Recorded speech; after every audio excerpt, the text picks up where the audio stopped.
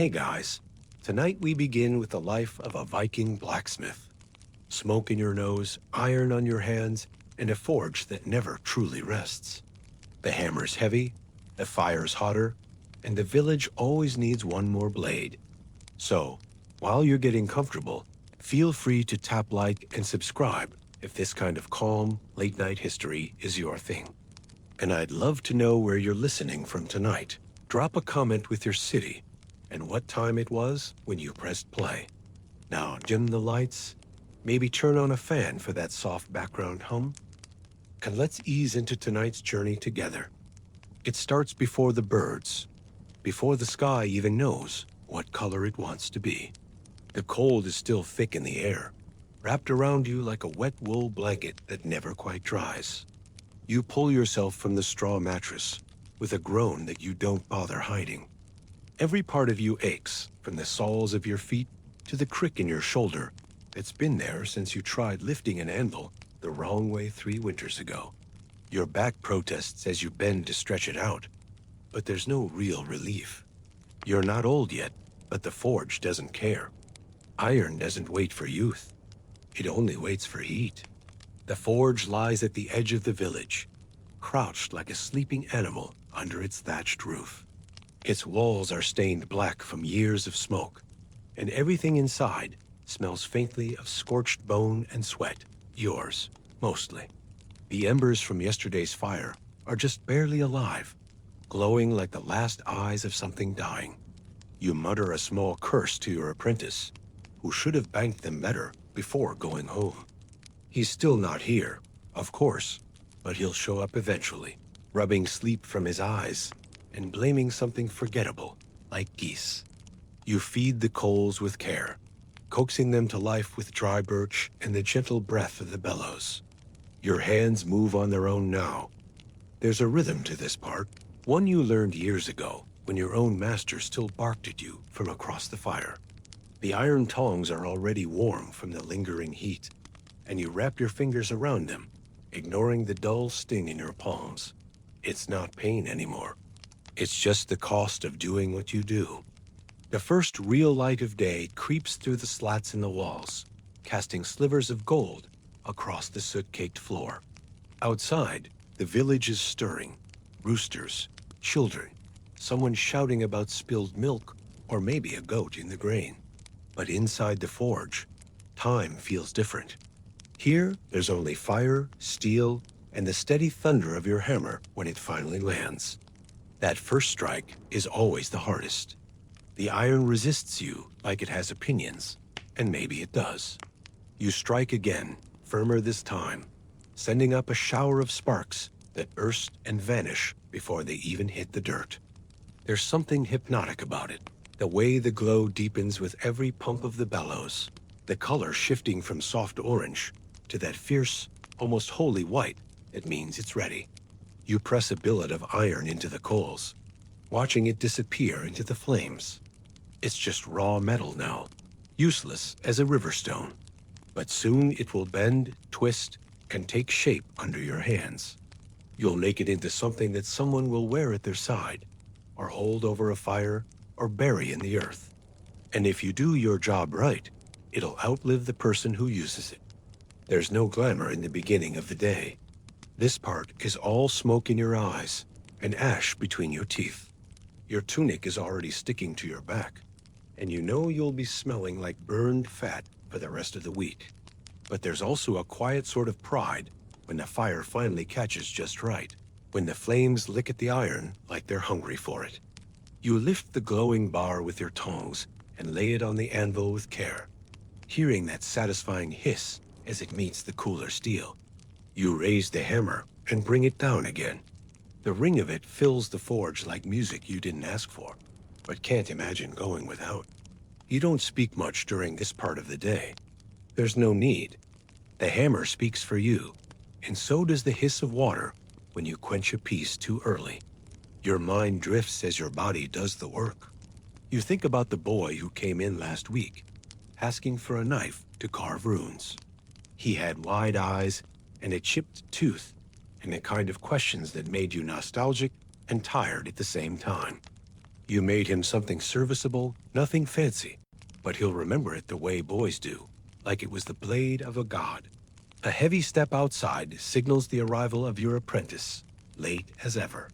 He stumbles in, cheeks red and hair wild, mumbling an apology about his cousin's wedding, or a pig giving birth, something equally unrelated to punctuality. You grunt, not out of anger, but out of habit.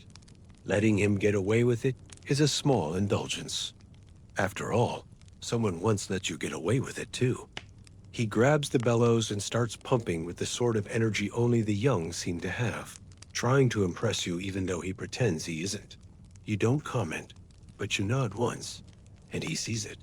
As the forge roars back to life, you find yourself settling into the comfort of repetition. The motions are familiar, but the iron is never quite the same.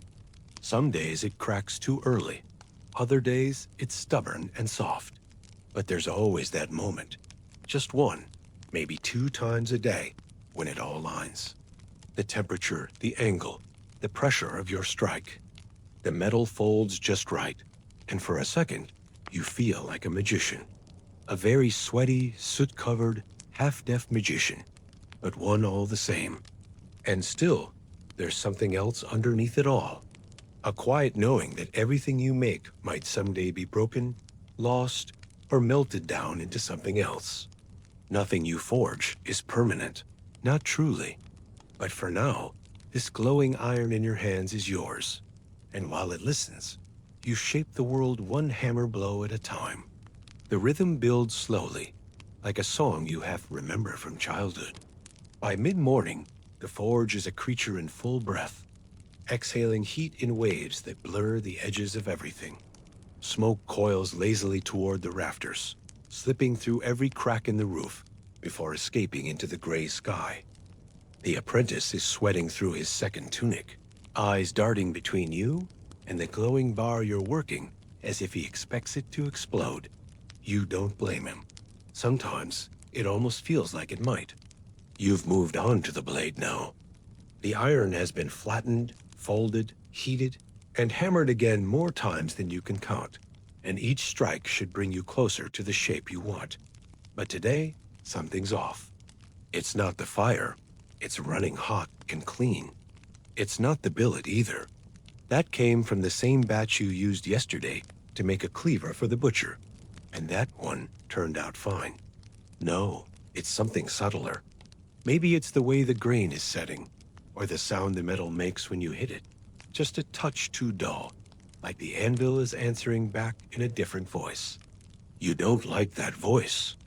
It reminds you of the time you overworked a blade for a hunter who promised he'd bring you back a haunch of elk if it served him well. It cracked down the center the second day out. He brought you the broken pieces, held together with a strip of cloth and nothing else. That was years ago, but the memory still stings more than it should. Even now, you check the edge of the current piece with practiced fingers, as if expecting a flaw to reach up and cut you. It doesn't, but it almost feels like it wants to. The apprentice is watching you too closely, so you hand him a smaller task, rivets, maybe, or reshaping an old hoe that's been waiting far too long on the shelf.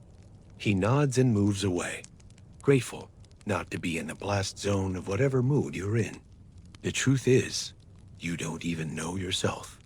Some days, the forge feels like an extension of your body, your heart beating in the bellows, your breath in the smoke. Other days, like this one, it feels like something you're trying to convince, as if the iron has doubts about your worth and is waiting for you to prove yourself again. You flip the blade with a clang and examine it under the firelight. There's a slight warp near the spine. Not enough for anyone to notice, maybe, but enough that you do. You could fix it. You could also pretend it's not there. No one would question it. But the thought settles in your stomach like cold porridge. So you slide it back into the coals, and the forge grumbles in response, like it's offended by your indecision. Outside, you can hear laughter, maybe from the marketplace, or someone throwing axes at a stump between chores. The world feels simpler out there. People argue about goats, and gossip about who's been visiting whom after dark. Inside here, it's just you and the iron, and the weight of every decision you've made that led you to this place. You used to dream of forging blades that would be sung about in mead halls. Now, you mostly dream of sleeping without your hands cramping. There's a hiss as you quench the piece too early, and you immediately regret it. The blade sings a high, sharp note that ends in a sickening click, just a tiny fracture, probably invisible to the eye. But you know it's there. You always know. You exhale slowly through your nose and rest the metal on the workbench, rubbing your face with a soot-blackened sleeve. It's not ruined, not yet, but the doubt is creeping in, slow as rising damp. You've made 1,000 blades, and still, you find yourself wondering if the next one will finally be the one that doesn't fail you. And what if it is? What if you craft something so flawless, so perfectly balanced, that it sets the standard for everything else, and ruins you in the process? A masterwork can be a curse. Everyone wants another just like it, but no one ever wants to pay for the first one. You'd be stuck chasing your own ghost, trying to outdo a version of yourself you only caught by accident. A drop of sweat runs down your temple, stinging your eye.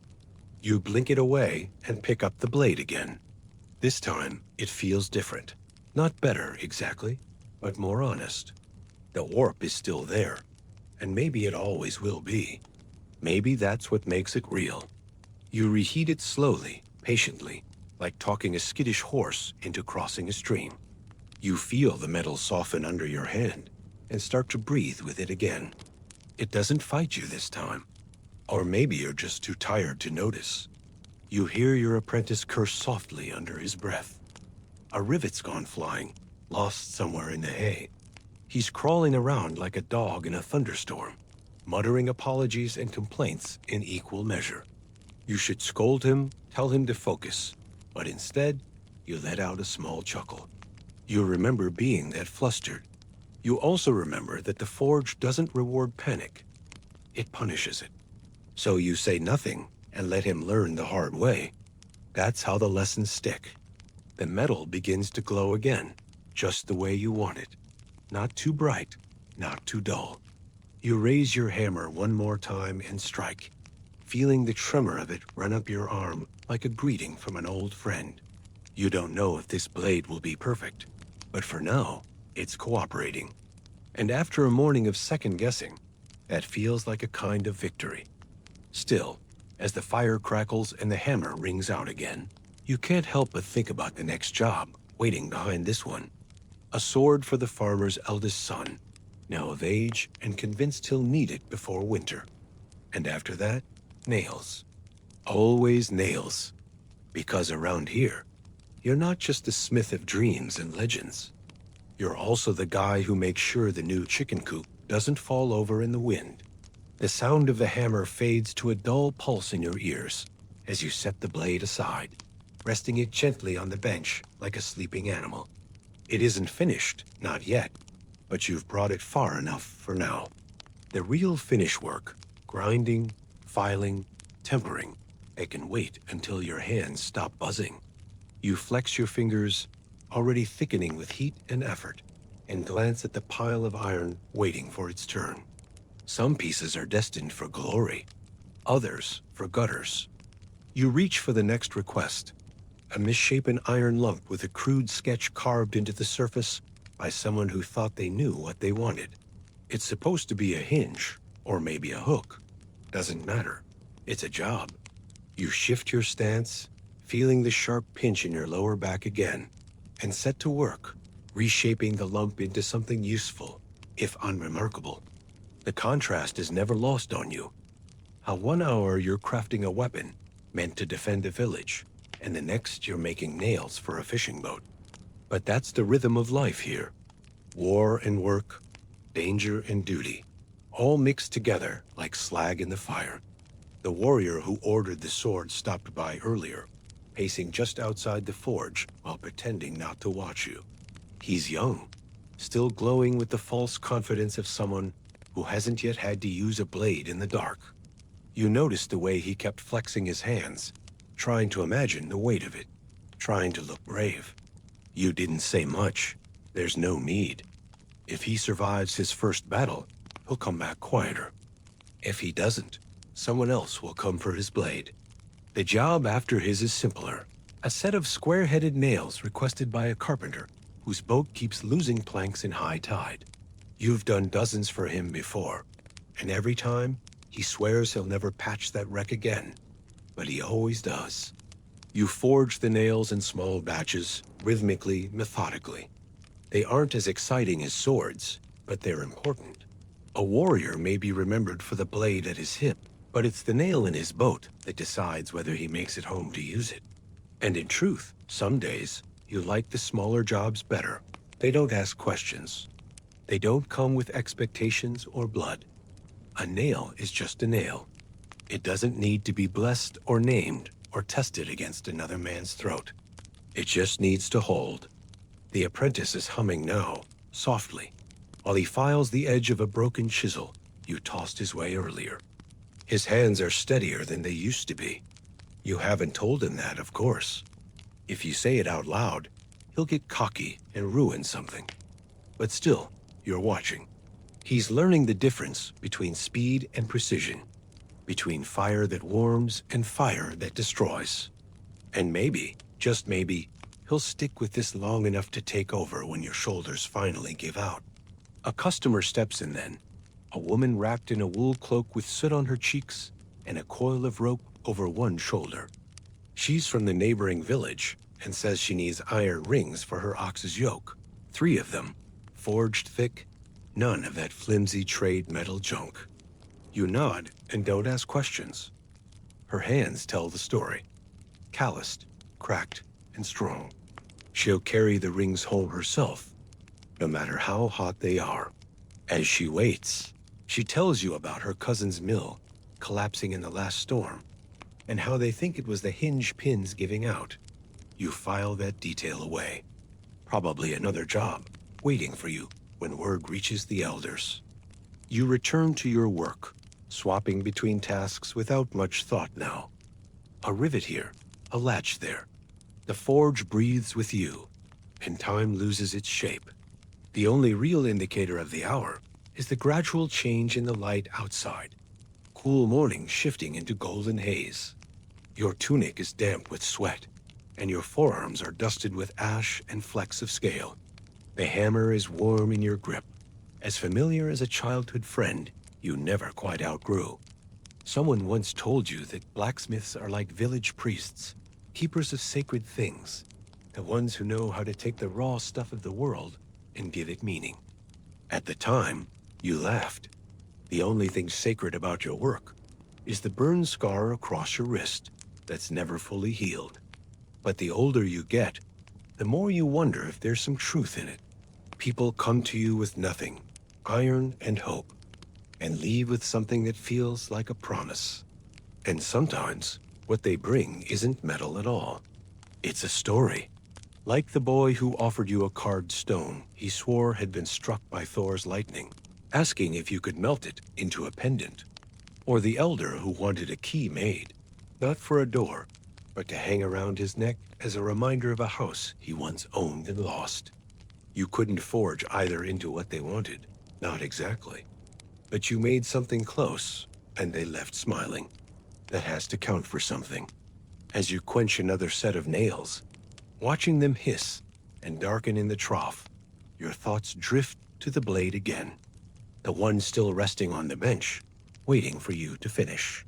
You think about the boy who'll carry it, the hands that will grip the hilt, the way it might catch the light just before it finds its mark.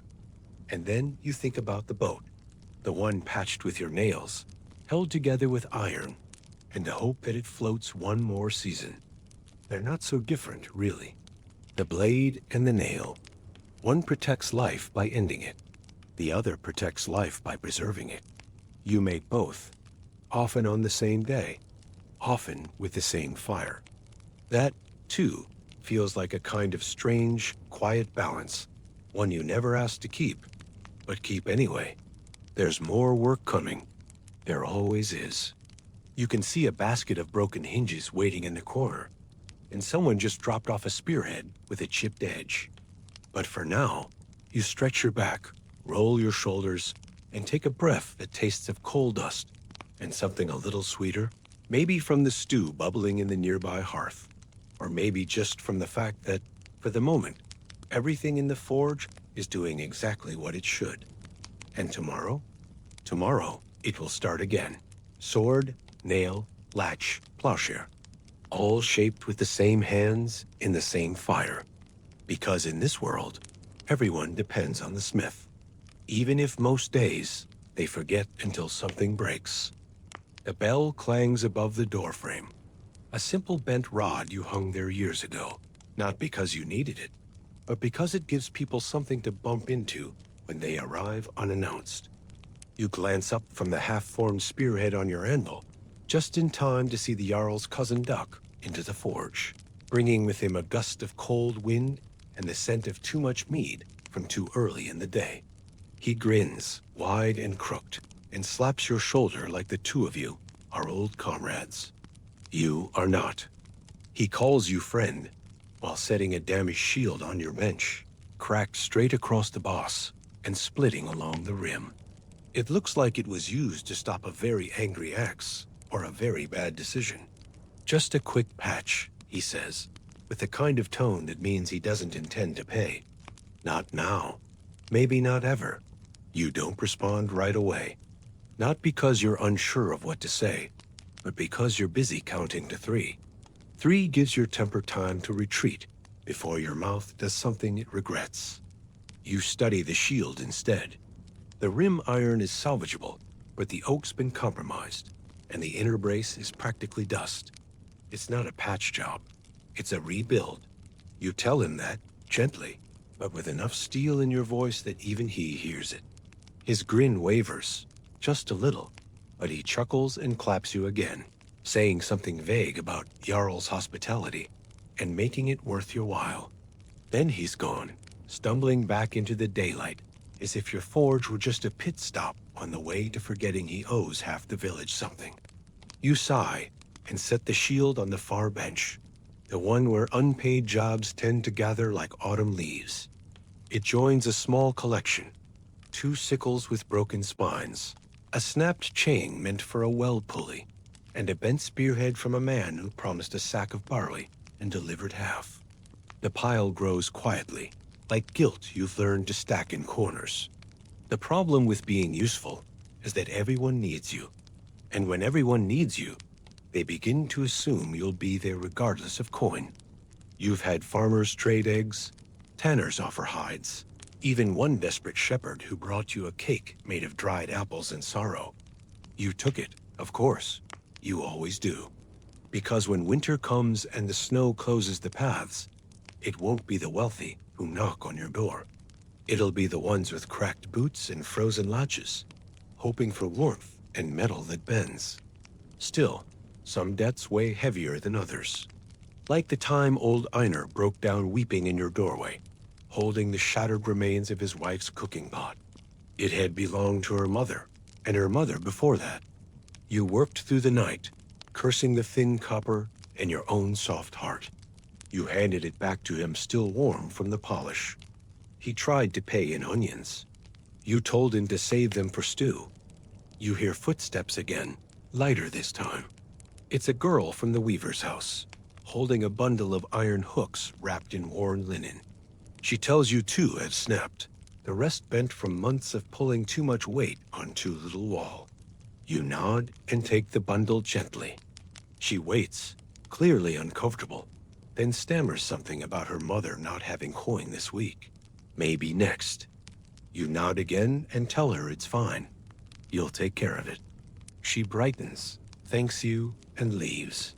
And just like that, you've bartered another morning for a favor that may never be returned. But you don't mind. Not really. Not when you remember what your own mother used to say. The village keeps turning not on gold, but on grace. Your apprentice shuffles over, holding the clean spearhead like a trophy. He sets it down and eyes the growing pile on the far bench. Are we ever going to get paid for those? He asks, not unkindly. You shrug. Some of them, you reply. Maybe. He doesn't press. He just returns to the grindstone, shoulders a little heavier than before. And there are curses too. Not loud ones. Those are easy to forget. But the quiet mutterings of people who blame your work when their luck turns sour. Like the fisherman who accused your nails of inviting the sea in after his boat split on a rock. Or the hunter who said your spearhead spooked the elk with the wrong shine. You've learned to ignore it. But sometimes, in the long nights, those murmurs echo louder than they should. You keep going because you have to. Because the forge is more than a place of work. It's a kind of heartbeat for the village. When a cart breaks, they come to you. When the iron pot cracks, or a new baby needs a cradle hook, or someone's planning to propose and wants a ring not made of bone, you're the one they trust. Even if they don't always show it with coin. And yes, sometimes they curse you. But they still come back. That, in its own way, says more than thanks ever could.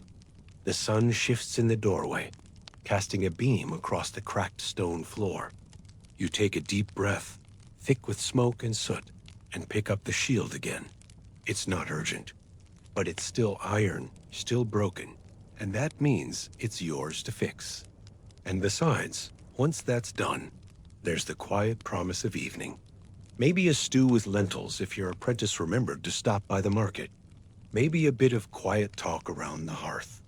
Maybe just the sound of the forge cooling, soft and slow, as the village settles down for the night.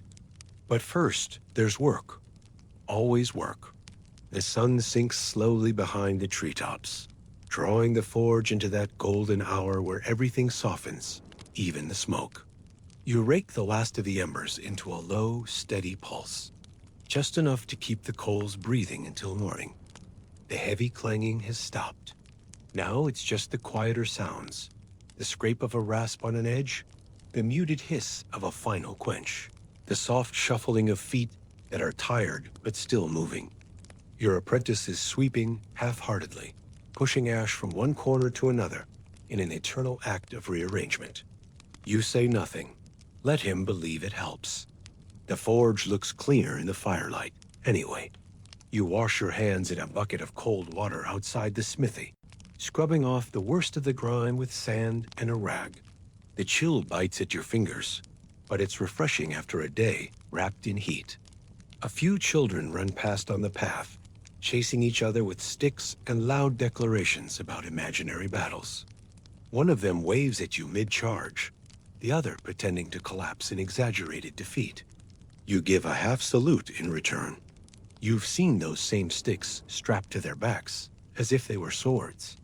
At least two of them have likely been sharpened with your discarded nail files. Your tools have a longer afterlife than most people think. The longhouse is already glowing when you arrive, firelight flickering through the slats, and laughter rising like smoke through the roof beams. Someone's roasting root vegetables near the hearth, and the smell curls into your nose like a warm invitation. You settle onto a low bench, stretching out legs that feel heavier with every hour. Your apprentice joins you, wide-eyed, mouth already half full with something boiled and starchy. He chews too loudly, but you're too hungry to care. Across from you, an old tanner talks about a wolf sighting near the river trail, while a weaver nearby insists it was just a dog gone wild. No one argues too seriously. The stories are as much a part of dinner as the food. You eat in rhythm with the chatter, nodding occasionally, letting the warmth seep into your bones. There's something sacred about this moment, not in a temple way, but in the kind of silence that falls between people when they've all survived another day. Someone hands you a slice of flatbread and a wedge of sharp cheese wrapped in cloth. A quiet thanks for fixing a latch that had been sticking all winter. You hadn't even known whose house it was. You'd simply done it. The bread is coarse but fresh, and the cheese stings pleasantly at the back of your throat. You eat slowly, not because you're savoring it, but because you don't want to rush the stillness. Later, when the bowls are cleared and most have wandered off towards sleep or stories, you find yourself back in the forge. Not out of obligation, nothing urgent waits, but because the quiet here feels different. Quieter than the hearth, quieter than your own thoughts. You light a small lantern and walk through the space, checking the tools as you go. Tongs hung properly, files lined up on the shelf, hammerheads stacked in neat little pyramids, worn from use but still ready. The fire's gone cold, and that's good. The forge needs rest, too. But your hands still itch a little. You find an old iron hinge from the debt pile, one of the cracked ones, maybe 2 winters old, and place it on the anvil. It's the sort of job that's too boring for daytime, but perfect for an evening like this. You file down the fracture, heat the joint with a tiny wedge of coal, and start tapping it gently, rhythmically, letting the sound fill the forge like a heartbeat. No pressure, no customer waiting. Just you, the metal, and the dark. There's something meditative in it. These quiet fixes. They ask nothing of you, except patience. No one will sing songs about a hinge that swings smooth. No one will carve a room for the man who reforged a lantern hook, but you'll know. And the next time someone opens their door without a squeal, or a bucket rope doesn't snap under weight, they'll feel it too. Your quiet mark left behind. Your apprentice wanders in barefoot, carrying a mug of something steaming and vaguely herbal. He doesn't say much, just sets it down and watches you work for a bit. Then he leans against the doorway, arms folded, and says, "You don't have to fix that tonight." You nod, still tapping, and murmur, "I know." And that's enough. He doesn't leave right away, just sits nearby, staring into the dying lantern light as if it has answers. Maybe he's waiting for a story. Or maybe he's just starting to understand that being a smith isn't all sparks and shouting. It's moments like this, too, when you repair things no one will thank you for, because you'd rather they just keep working quietly, like they're supposed to. Outside, the wind picks up slightly, rattling the eaves. A few last villagers shuffle home, their voices low, their silhouettes passing across the far wall of the smithy like ghosts from another world. You set the hinge aside, satisfied, and take the mug. It's bitter, but it warms you all the way down. The boy is already half asleep in the corner, and the forge is so still, it feels like it's holding its breath. You could stay here all night, just listening to the walls creak and the metal settle. But your cot is calling, and your shoulders ache in that familiar, earned way. You dim the lantern, give the anvil one last pat like a dog being put to bed, and step out into the night. Above, the stars are beginning to appear, cold and clear. You breathe in deep, the air sharp in your nose, and head toward home. Tomorrow will come early. But tonight, for once, you've finished what you needed, and a little more. Sleep doesn't come quickly, but that's nothing new. You lie on your back in the dark, hands resting across your stomach, still feeling the phantom pulse of the hammer in your palms. Even after a dozen hours at the anvil, the rhythm doesn't leave you. It echoes in your bones, a kind of lingering music played only for the tired. Your cot creaks with every shift, but the straw beneath you is warm, and that's enough. Somewhere nearby, your apprentice is snoring with the full confidence of youth and ignorance. You don't envy him, but you don't resent him either. You stare at the low ceiling, tracing the outlines of the timber beams, worn smooth by time and the occasional nesting bird. The forge is quiet now, its breath spent for the day, but the thoughts don't stop. They never do. You wonder about the blade you left on the bench, the one meant for the warrior with more enthusiasm than experience. It still needs polishing, and the hilt hasn't been bound yet. The shape is good, though.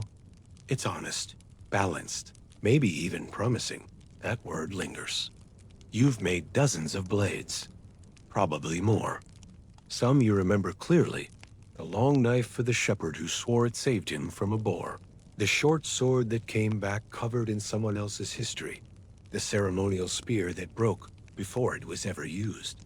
Most of them vanish, melted down, lost in snow, buried with the dead. But every so often, one lingers in your mind, stubborn and glowing like the iron itself. Not because it was beautiful or perfect, but because for a moment, it felt like you got it right. You wonder where they are now. The blades you made in your best years. Are they hanging on walls in longhouses, passed down in families, still sharp after all this time? Or are they rusting in the bottom of a fjord, wedged between stones and forgotten bones? Maybe some are buried in barrows, still sleeping beside the ones who once called them friend. You'll never know. But you think about them often. Not out of pride, really. Out of curiosity.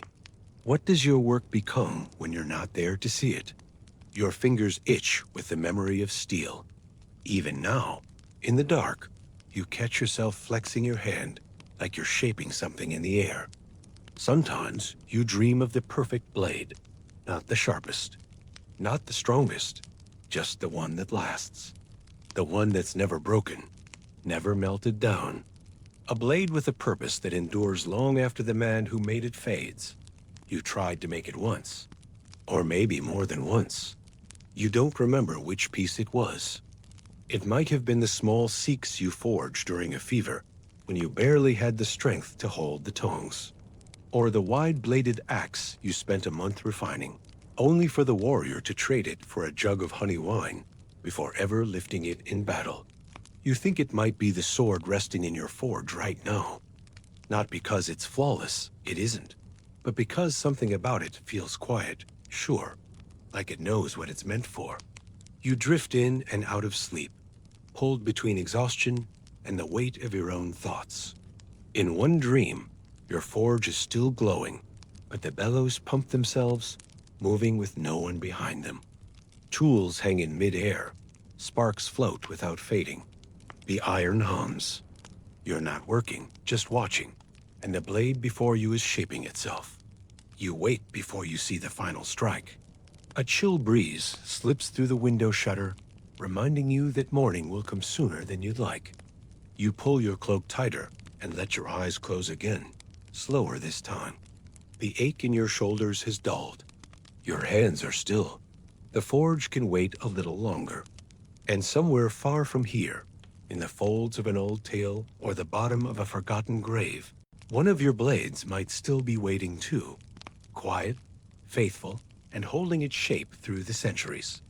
Of course, you wouldn't be the first to chase the dream of a blade that never dulls, never breaks, never leaves its mark only in soot and rust. In the stories they tell on winter nights, there's always one name whispered more than the others. A smith who wasn't just a craftsman, but something stranger, half legend, half shadow. They say he forged swords for dragons, knives for kings, and fire itself bent to his will. You've heard the name before, Regin. And whether he was a man or a myth, every blacksmith carries a little bit of his story in the swing of the hammer. Just as every blade might carry a curse, or a destiny. They call you Regin now, as if the name carries weight enough to bend iron. It wasn't always your name, of course. Once, you were just a smith's boy like any other, one of many hunched near the bellows, blistering your palms on half-cooled tools and swallowing smoke until you coughed black for days. But time shapes things, even names, and somewhere along the way, your legend began to form, not with thunder or prophecy, but with the quiet sound of steel giving into your hands. You didn't ask for a title. You never carved runes to mark your greatness, or painted your name in the corners of sagas. But people began speaking of you in half-truths and whispered stories, and before long, the man you are became the shadow of the man they believe you to be. A smith who shapes fate as easily as he shapes iron. A man who can bind curses into the hilt of a sword, or hammer out vengeance between sips of water. You've tried correcting them. You stopped once you realized that myths are more stubborn than metal. The forge stands alone on a rocky slope, just above the riverbank, where the trees thin and the mist clings to the roots like old regrets. You built it with your own hands, dragging stones and cutting timber in a summer that never seemed to end.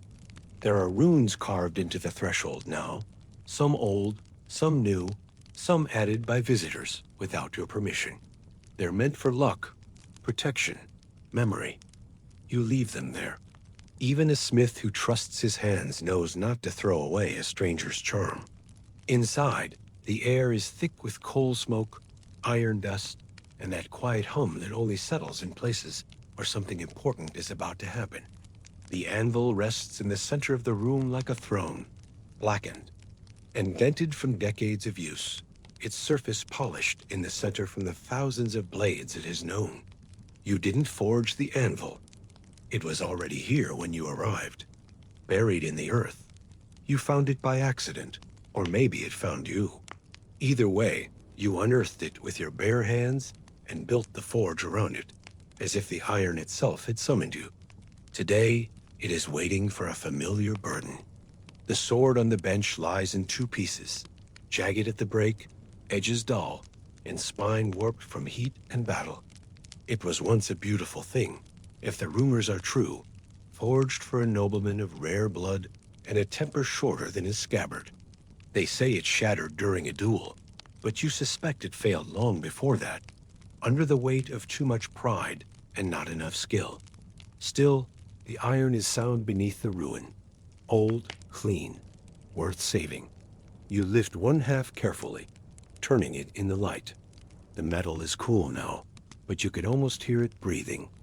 It wants to return to the fire. You can feel it. Not in any magical sense, but in the way all true smiths do, a kind of whisper under the skin, a tightening in the back of your neck, a pulse in your fingertips that says, begin again. You do not hesitate. The fire is already fed and roaring, the coals glowing white at the center. You slot the blade into the flames and begin to work, bellows creaking as you pump them into rhythm.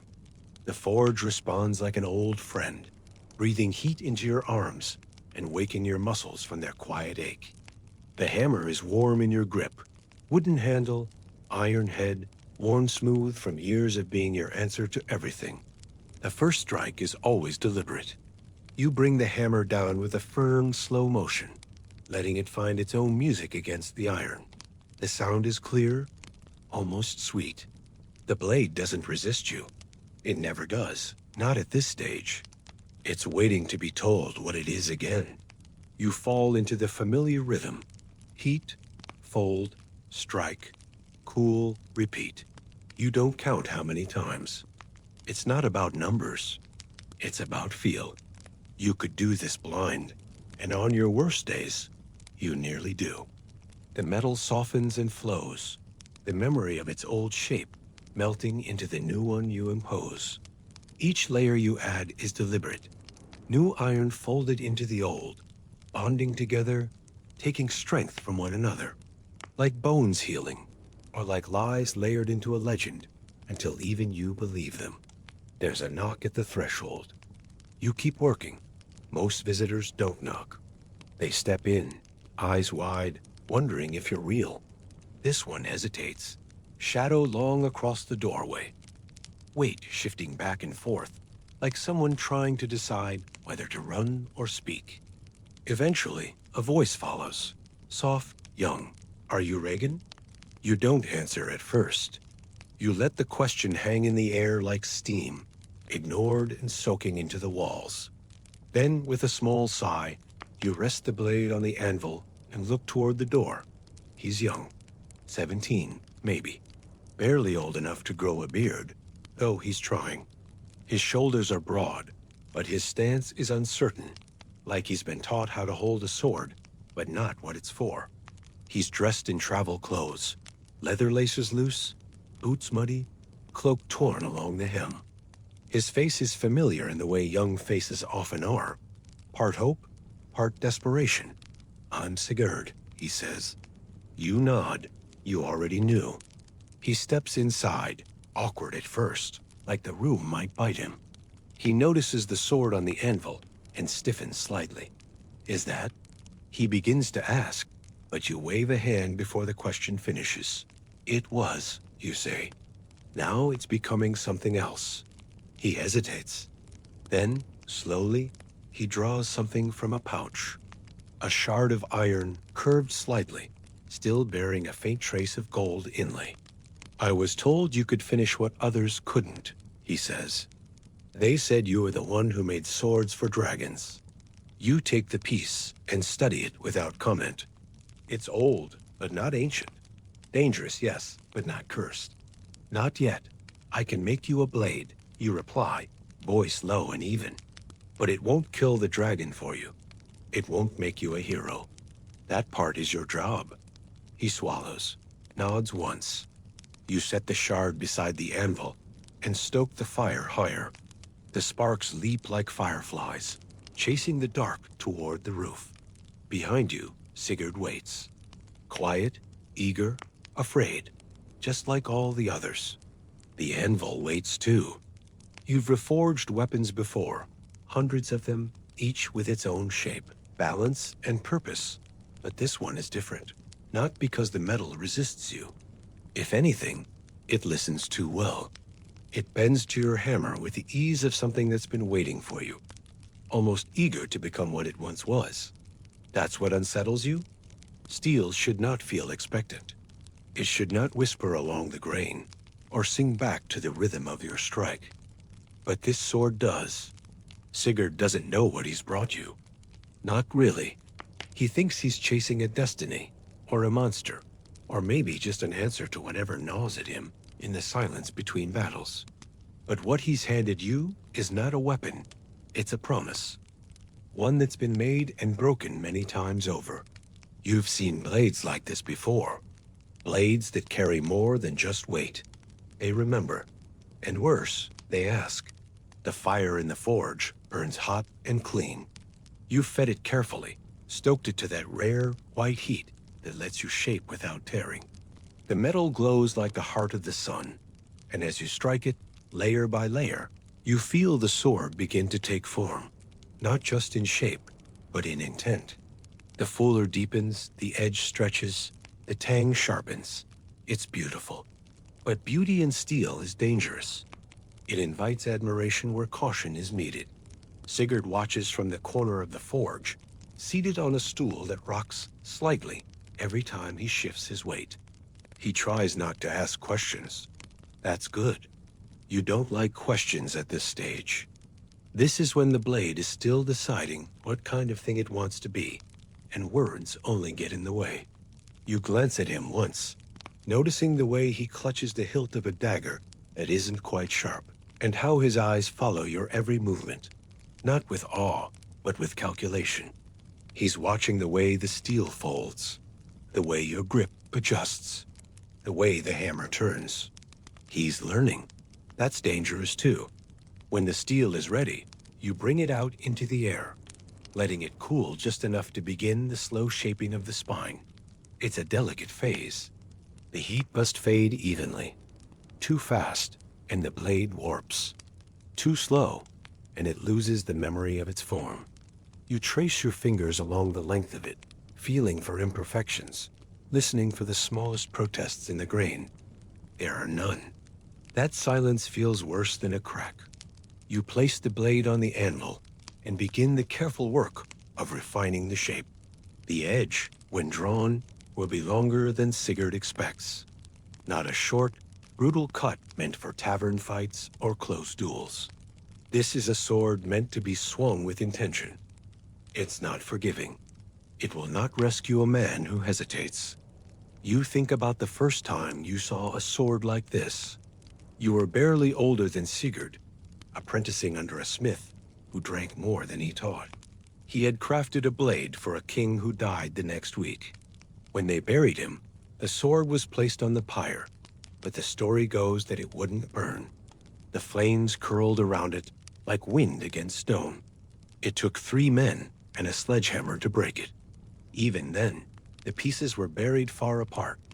That was the first time you saw iron refuse to die. This blade feels the same. You quench it carefully, submerging it in oil rather than water. The hiss is sharp and violent, filling the forge with a sound like something trying to escape. You watch the bubbles rise, then fade, And when you lift the blade, it is darker now, sleek, clean, complete in a way that few things ever are. Sigurd steps forward, hand half raised, but you stop him with a look. Not yet, you say. Steel remembers the fire. Let it forget a little first. He lowers his arm, but doesn't return to the stool. Instead, he stands beside the forge, squinting at the blade as if trying to guess its weight. You could tell him, but you won't. Let him be surprised. Let him learn. He has the shape of a hero in him. Broad shoulders, clear eyes, but you've seen many men wear that shape like a borrowed cloak. When the cold comes, it never fits. You turn the blade over in your hands. It's nearly done. Only the hilt remains. You'll bind it in leather tonight. Add a pommel shaped like the moon, as Sigurd requested, though you suspect he only said that because someone once told him it was sacred. You'll do it anyway. A sword like this doesn't care about superstition, but the man who wields it often does. Still, as you examine the finished edge, you can't shake the feeling that this blade carries something more than steel. It has weight, of course, and balance, but it also has a kind of hunger. Not for blood, not yet, but for purpose. It wants to do something. It wants to matter.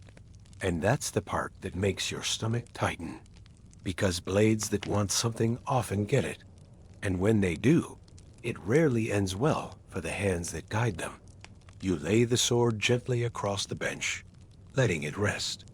Sigurd steps forward again, more cautiously this time, and peers down at it with reverence. You see the flicker in his eyes, the one that says he believes this blade will change everything. Maybe it will. Maybe it already has. You don't tell him what you know, that some swords carry curses, not because they were forged badly, but because they were forged too well. Because they were made for moments that demand too much. And they remember it long after the moment has passed. You clean your hands in the water bucket, the cold numbing your knuckles. The forge has gone quiet. Outside, the wind shifts. Tomorrow, Sigurd will leave with the blade. He will walk into his story. And you, Regin, will return to your fire. Because you know the truth. The curse was never in the blade. It was in the belief that anything made by human hands could ever be purely good, or purely safe. You have always trusted iron. It groans when worked too hard, rings when struck cleanly, and resists just enough to remind you that you're shaping something with strength. It tests your resolve, but rewards discipline. Gold, on the other hand, is dishonest. It doesn't fight back. It doesn't speak plainly. It melts at half the heat, flows too easily, and gleams in ways that make people foolish. That shine has undone entire kingdoms, and more than one smith has lost their soul in pursuit of the wrong kind of beauty. Still, when the message came, stamped with a serpent curled into a knot, bearing no signature, no names, just instructions, you accepted. The messenger never entered the forge. He remained on horseback, face hidden beneath a hood lined with bare fur, his hand extended, holding out a pouch. Inside, you felt the shape of gold, raw and dense. The note was written on expensive vellum, the letters so perfectly curved, they seemed to come from someone who didn't worry about ink or waste. It instructed you to melt down what you'd been given and forge a band of gold. No ornamentation, no engraving, no marks, only silence and precision. The coin enclosed as payment was far more than the work required. You did not ask why. The forge had to be prepared differently. Iron requires intense heat and time, but gold needs delicacy. Too much flame, and it bubbles. Too little, and it refuses to mold. You laid the coals carefully, shaping the bed like a cradle. You took down the crucible you almost never used, the one that still smelled faintly of copper, and something you couldn't name. As the gold began to melt, it slid into liquid without effort, as if eager to be reborn. The surface shimmered, not with heat, but with something that felt aware. You've poured iron 1,000 times, and never once felt watched. This gold, though, seemed to pay attention. You poured the liquid metal into the mold slowly, watching it settle and harden with a hiss that was almost soft. No splash, no violence, just acceptance. When you removed it from the mold and began filing the edges, it struck you that the band was nearly flawless already. It required less from you than it should have. That made you uneasy. Work is supposed to ask something of your body. This asked nothing and gave nothing back. As it cooled, you wrapped it in soft cloth and placed it in a lidded cedar box. You sat with it for a long time afterward, staring at it without touching it again. There was no joy in it, no pride, only a creeping thought that you had made something dangerous without understanding the shape of the danger. Later that same afternoon, Sigurd returned. You had expected him eventually, but not so soon. His cloak was torn at the shoulder, and his boots were black with mud dried in layers. The sword you had made for him hung at his side, dulled but intact. He looked older than before, not by years, but by cost. He carried himself like someone who had seen something he wasn't supposed to survive. His eyes didn't search the forge. They found you immediately. He didn't greet you with joy. He sat by the door, accepted the water you offered, and drank without a word. When he finally spoke, his voice was low and steady, and what he said was this: "I found the hoard." You didn't answer. You didn't need to. He continued, describing the trail through the mountain, the doors etched with runes older than runes, the hall filled with gold piled high as a hall's rafters. He spoke of the dragon, or what was left of it. Not a living creature, but bones twisted around coins and armor. No fire, no heartbeat, only emptiness, as though something sacred had been drained and never returned. When he opened the pouch he carried and showed you the gem he had taken, green, crystalline, shaped like an eye, you did not reach for it. Its glow pulsed faintly, and the forge itself seemed to dim in its presence. You told him to put it away. He obeyed, but not before you saw the way his fingers lingered on the edge of the pouch. That gem had weight. Not just physical weight, but memory, and he had carried it long enough to feel both. He asked you then about gold. Not coins, but gold as a material, as a substance. Does it remember things? He asked. You paused before answering. You thought of the band you had just completed, sealed in a box upstairs, and how it seemed to mold itself rather than be shaped. You said gold doesn't remember the way iron does, but that doesn't mean it forgets. Sigurd's eyes darkened. He didn't speak again for a while. Instead, he looked around the forge as though expecting something to leap from the shadows and finish the story he hadn't yet told. You didn't press. If there was betrayal in that mountain, he would carry it long after he left here. It was not your job to judge what he had taken. You returned to your bench later that night, after he had fallen asleep near the hearth, curled up in his cloak, with one hand still resting on the hilt of the sword you made. You stared at the cedar box on the shelf, still untouched. You thought about opening it, about melting the band down and pretending the request had never come. But you didn't. You only sat there, listening to the fire die, wondering what purpose a golden ring could possibly serve that a sword could not. In the morning, the box was gone. You said nothing. Neither did Sigurd.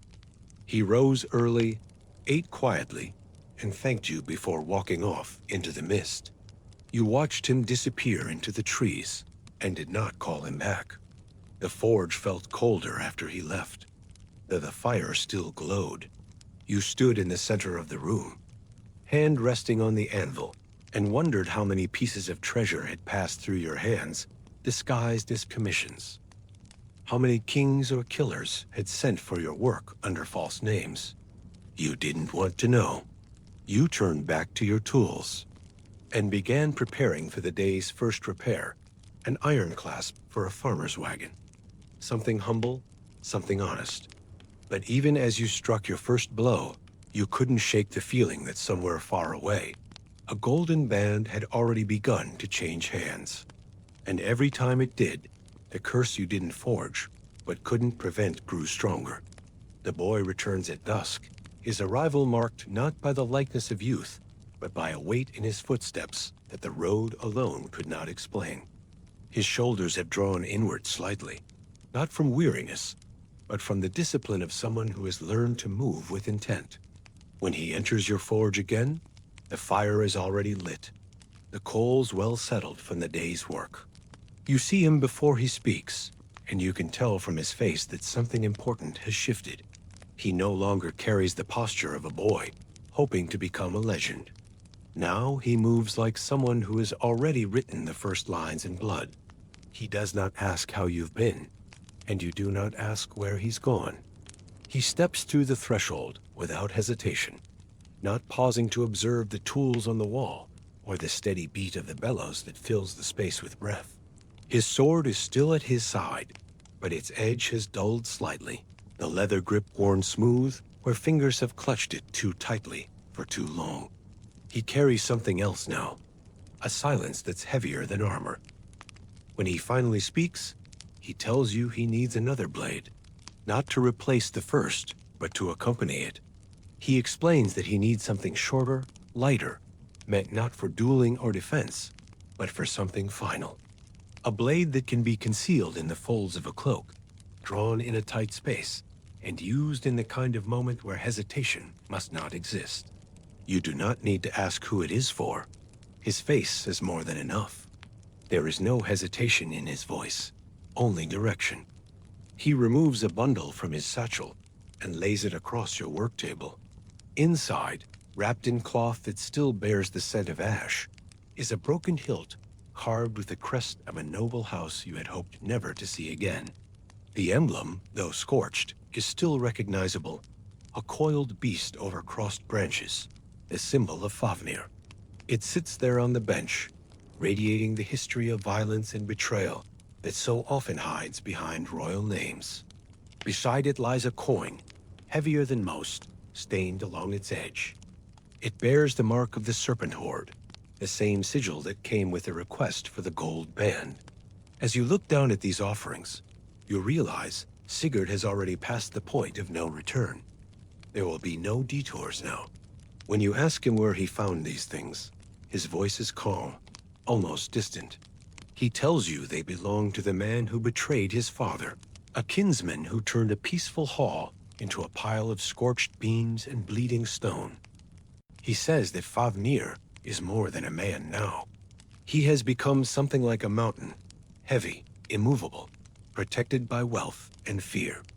Sigurd intends to carve through that protection until only one voice is left standing. He wants to face him not as a soldier on the battlefield, but as something far more dangerous, a son seeking to balance the scales. You begin work that evening, selecting the iron yourself, folding it with care and precision. A smaller blade demands more attention than a sword. Its purpose allows for no margin of error. This weapon is not meant to inspire awe. It is meant to disappear into shadows, to appear only at the final moment. As the forge breathes steadily beside you, you fall into the rhythm that your body knows too well. Hammer, rotate, quench. You do not think of the act of making. You think of what the blade will do once it leaves your hand. Sigurd remains nearby as you work, though he says little. He sharpens his sword in the corner of the room, his motions repetitive and focused. The whetstone moves over the blade with a soft, rhythmic scrape of preparation, not just of steel, but of will. The firelight flickers across his face, now more lined than it should be for his age. There is no visible wound, but the loss he carries clings to him in the way his fingers flex between tasks, as though trying to keep something from slipping away. You complete the blade near dawn, a narrow, curved dagger balanced precisely along the spine. It catches the light with a muted sheen, neither flashy nor ornate. You offer it to him without a word. He takes it in both hands, not reverently, but with a kind of finality, the way one might accept a sealed letter or a burial tool. He tests its weight, nods once, then tucks it beneath his cloak. Only then does he speak with a voice lower than before, quieter and slower, as though each word is being measured against a memory he cannot erase. He asks you whether you've ever forged a blade for someone who intended to use it for revenge. You meet his gaze without flinching and tell him the truth. Yes, you have. More than once. You do not add the names. Some things are better left rusted. He does not ask you to bless the blade. He does not ask for your approval. He thanks you in the language of warriors, an incline of the head, a hand resting on the pommel for just a second longer than needed. As he steps outside, you know without needing to follow that his destination is already fixed in his mind. His feet do not wander. His questions have been replaced by purpose. The forge grows still again once he is gone. You lean against the anvil and stare at the empty place where the dagger rested only minutes ago. The air still carries the scent of oil and steel, but now it is mingled with something colder. The memory of someone who came to you as a boy and walked out carrying the weight of vengeance on both hips. You think of the fire you stoked to craft that second blade. Not hotter than usual, not brighter, but something in it felt final, as though it had already seen the path the blade would take and did not want to look away. You return to your work slowly, placing your tools back on the wall, aligning them as you always do. You begin sweeping the forge floor, not because it is dirty, but because it gives your hands something to do while your thoughts refuse to settle. The boy is gone, and you do not expect to see him again. But you do not forget him. You never forget the ones who ask for blades and carry no fear in their voice when they speak of the blood that must follow. And as the sun rises outside your forge, turning the mountain mist to pale gold, you whisper a name to no one in particular, not Sigurd's and not Fafnir's, but the name of the blade you just finished. You do not know why it came to you. You only know that it felt right. You whisper it once, then never speak it again. The forge cools more slowly now, as if reluctant to let go of the heat that once shaped something meant for death. You sit in the doorway with your back to the wall, eyes tracing the pale streaks of dawn across the treetops. The air still holds the weight of what passed through here. The boy has gone, but his purpose lingers. Some blades are forged and forgotten the moment they leave your hands. Others leave impressions in the stones themselves. You feel it beneath your boots now, a low, steady memory, echoing from the floor with each shift of your weight. The tools are still, but the forge remembers. You resume your work the next day, but the rhythm falters. The repairs are simple enough. A cracked sickle, a broken latch, an axe head with a chipped edge. Normally, these small labors would ground you, re-establish the ordinary rhythm that gives the forge its daily breath. But today, your hand wavers slightly at the anvil. You find yourself checking the temperature more than necessary, adjusting the bellows despite knowing the heat is already right. You are distracted, not by the complexity of the task, but by what you felt as Sigurd walked away. You have seen men consumed before. You have watched warriors go into the wild carrying names in their mouths like prayers, blades clenched in shaking fists, certain that their pain would be sharpened into justice. You have also seen what happens when they find the thing they seek, and how often it is not the end they imagined. Revenge changes nothing. It only finishes something someone else started. You try to shake the thought, focusing instead on the sound of the hammer, the feel of metal yielding to force. The forge has always been your sanctuary, your truth. But today, something gnaws at the edges of that certainty. Something you haven't felt in years. A whisper from deeper in the mountain. A name resurfacing in your thoughts not as a warning, but as a question. Fafnir.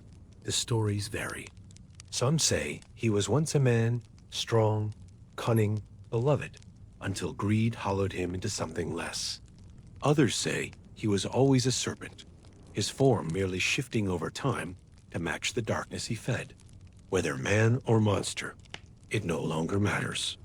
His name has become more than a name, It has become a place, a horde, a shadow that sleeps over the gold piled beneath stone halls older than language. You have never seen the horde, but you have shaped its pieces. You've melted its coins. You've reforged its armor. And you've always known, though never spoken aloud, that one day the horde would call something back through your door.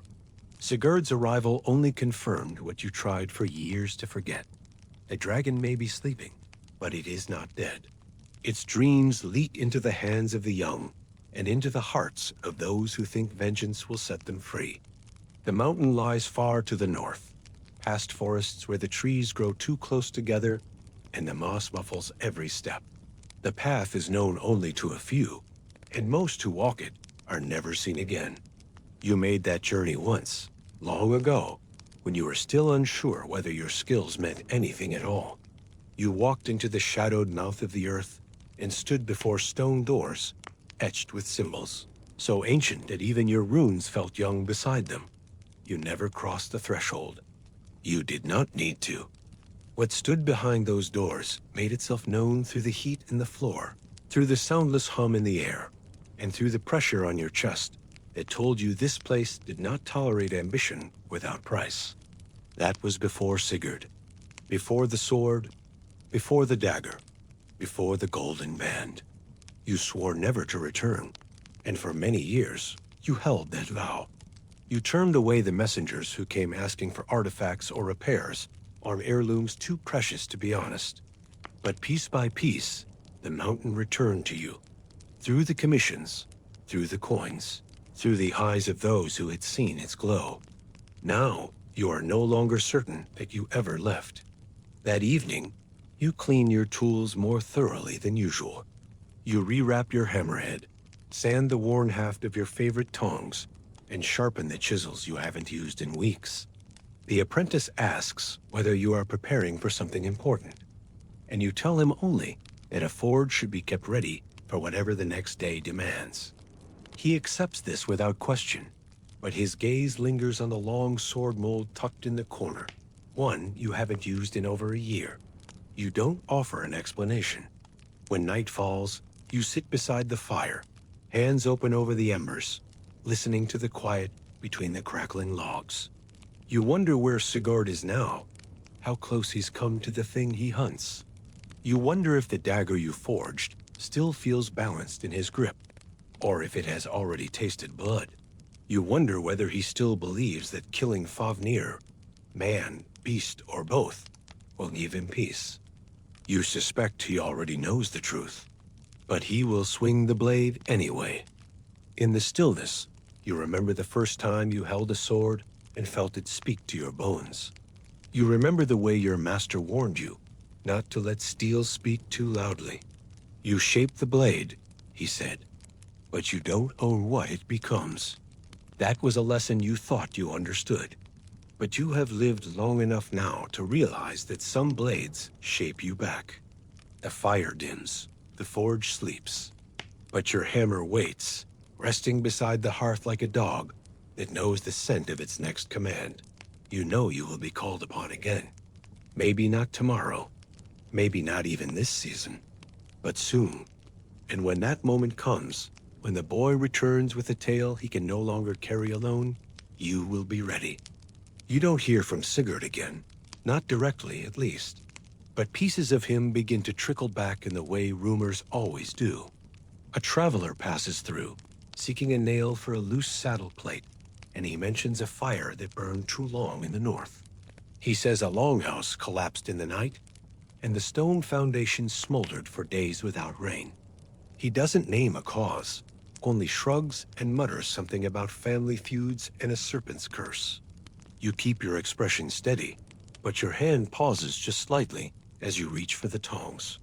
Later, a trader with a cart full of amber and dried fish stops in for a blade repair.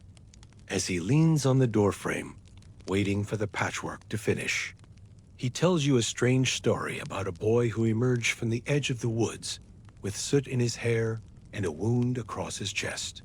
The boy never gave his name, but the trader remembers the way he held his side, walking with more silence than blood should allow. When you ask what direction the boy headed, the trader doesn't know. He only shrugs again, says he walked east, or maybe west, and then the story drifts into tales of sea spirits and frost giants. You never speak Sigurd's name aloud. It has become something sacred now, too sharp for casual conversation, too heavy for idle thought. But in the weeks that follow, you begin to see your own story reshaped in how others speak of you. They no longer call you a simple smith. They say you forged the sword that cut the serpent in half, that your forge burns hotter because it was once fed with gold touched by gods, that the boy you armed walked into the mountain a child and came out something older than vengeance. You don't correct them. You never do. These things grow on their own, like vines through stone. You continue your work, blades, nails, farming hooks, the occasional clasp for a bridal dress. The village still needs iron more than it needs myths. But every so often, someone steps into your forge and pauses. They don't say anything right away. They just look around, eyes trailing over the walls, the bench, the burn marks on the floor. You can see the question forming in their minds. They've heard the songs. They want to ask if you're the one, the smith, the legend, the man who gave fire a name. You offer them a place to sit. You pour them water. You ask what they need fixed. They rarely ask the question out loud. The apprentice hears the stories too. He pretends not to care, but he sharpens his chisels more often now. He watches you with more intent, not to mimic your hand, but to understand your choices. He asks questions he never used to ask, about how many folds are too many, about what makes a blade sing in the forge but fall silent in a man's grip. You answer him when the timing feels right. You let silence answer when it doesn't. One night, as you're locking the forge, he turns and asks you whether it's true. Whether Sigurd killed a dragon. Whether the blade you made was cursed or chosen. Whether gold truly carries madness, or if men only use it as an excuse. You stop with your hand on the latch and stare into the coals still smoldering in the corner. You could tell him the truth, that you don't know what became of Sigurd, that the sword you made was never magic, only well-tempered steel, that the only curse in this world is believing a story ends when a man dies. Instead, you tell him that some stories are meant to be carried, not confirmed, that a legacy isn't about what's proven, it's about what survives. He says nothing more that night, but he oils his tools before he leaves, carefully, slowly, like someone preparing to be remembered. As the years pass, you find yourself forging fewer weapons and more the quiet things, plow points, hinges, locks, and the delicate rings that close a child's blanket wrap. You've stopped marking the days, though you still rise before the sun and heat the coals before your eyes have fully opened. There is comfort in that rhythm. Your body remembers what your mind no longer needs to plan. But now and then, late at night, you pull open the drawer where you keep the fragments. The pieces of projects never finished. The shards of blades returned cracked. A strip of gold that you never shaped. A sliver of wood from the hilt Sigurd carved himself. You lay them on the table, not to mourn them, but to acknowledge their part in your fire. You do not expect to see him again. If he still lives, he has become a myth greater than anything you could shape. If he does not, then perhaps that is the greater legacy. Not the death, but the fire that followed. Not the boy, but the smoke that made his name travel farther than his footsteps ever could. Outside, the forge glows gently beneath the moon. The stars are dim, but steady, and the wind carries the scent of coal and iron. You sit for a while longer, listening to the steady creak of the cooling tools, and imagine the ring of your hammer echoing through time, not loudly, but clearly, as if every blade you ever forged now sings faintly through someone else's hands. And as you bank the fire one last time, the thought crosses your mind that maybe the work of the smith is never truly finished. Even after the tools are cold, the iron you shaped continues to speak through the world. It lies in the blade that ends a war, in the nail that holds a roof over a widow's bed, in the ring that closes a chain around something precious. The fire goes out, but the mark remains. And so, when they ask about Regin, the smith, the maker of the Serpent Slayer's sword, you let the stories stand. Not because they are true, but because they are necessary. After all, the forge remembers. And beneath the blackened stones, the hammer still waits. Because sometimes, what the dragon leaves behind is not gold or ruin, but questions buried beneath layers of soot and slag, silent things waiting to be unearthed. And in those forgotten corners of the earth, in the slag heaps where legends quietly cooled, new stories begin to smolder. You walk across a field that doesn't remember what it used to be. The grass here grows thick in patches, interrupted by low, irregular mounds and the dark scars of old excavation. Sheep graze nearby, indifferent to the work that happened beneath their hooves 1,000 years ago. The wind presses against your cloak as you descend into a shallow depression in the earth, one of dozens scattered across the hillside. At a glance, it looks like a forgotten pasture or a sunken foundation. But this was once a forge, a place where metal groaned, where hammers rang like thunder, and where fire once told stories that no tongue now remembers. The archaeologists call it a site. They mark it in squares, lay string along the edges, and sift the soil with brushes and sieves. But for a moment, as you kneel in the half-cleared trench, it is something more than a grid. You close your eyes, and you can almost feel the weight of the hammer in your hand, the heat of the coals against your skin, the smell of slag and sweat. This was not just a blacksmith's workshop. It was a center of survival. Here, lives were shaped by fire, quietly, daily, without glory, but with consequence. You reach down and pull a small lump of fused ore from the soil. It is blackened, cracked, still sharp on one edge. To someone else, it might look like a rock, something meaningless. But you know what it is. Slag, a hardened remnant of iron that refused to become useful. This was waste once. Now it is a clue, one of hundreds scattered through this forgotten workshop. The ground here is filled with them. Misshapen nails, fractured rivets, tiny splinters of charcoal still clinging to the edges of burnt clay. Every handful of soil seems to carry the memory of something half-formed. A few paces away, the edge of a hearth is just beginning to show through the dirt. A ring of stones turned pink with heat, their surfaces cracked from centuries of exposure. Someone has placed a marker beside them, identifying the structure as Hearth A2. It sounds sterile, detached, but to you, it's more than a catalog entry. It's a doorway into another life.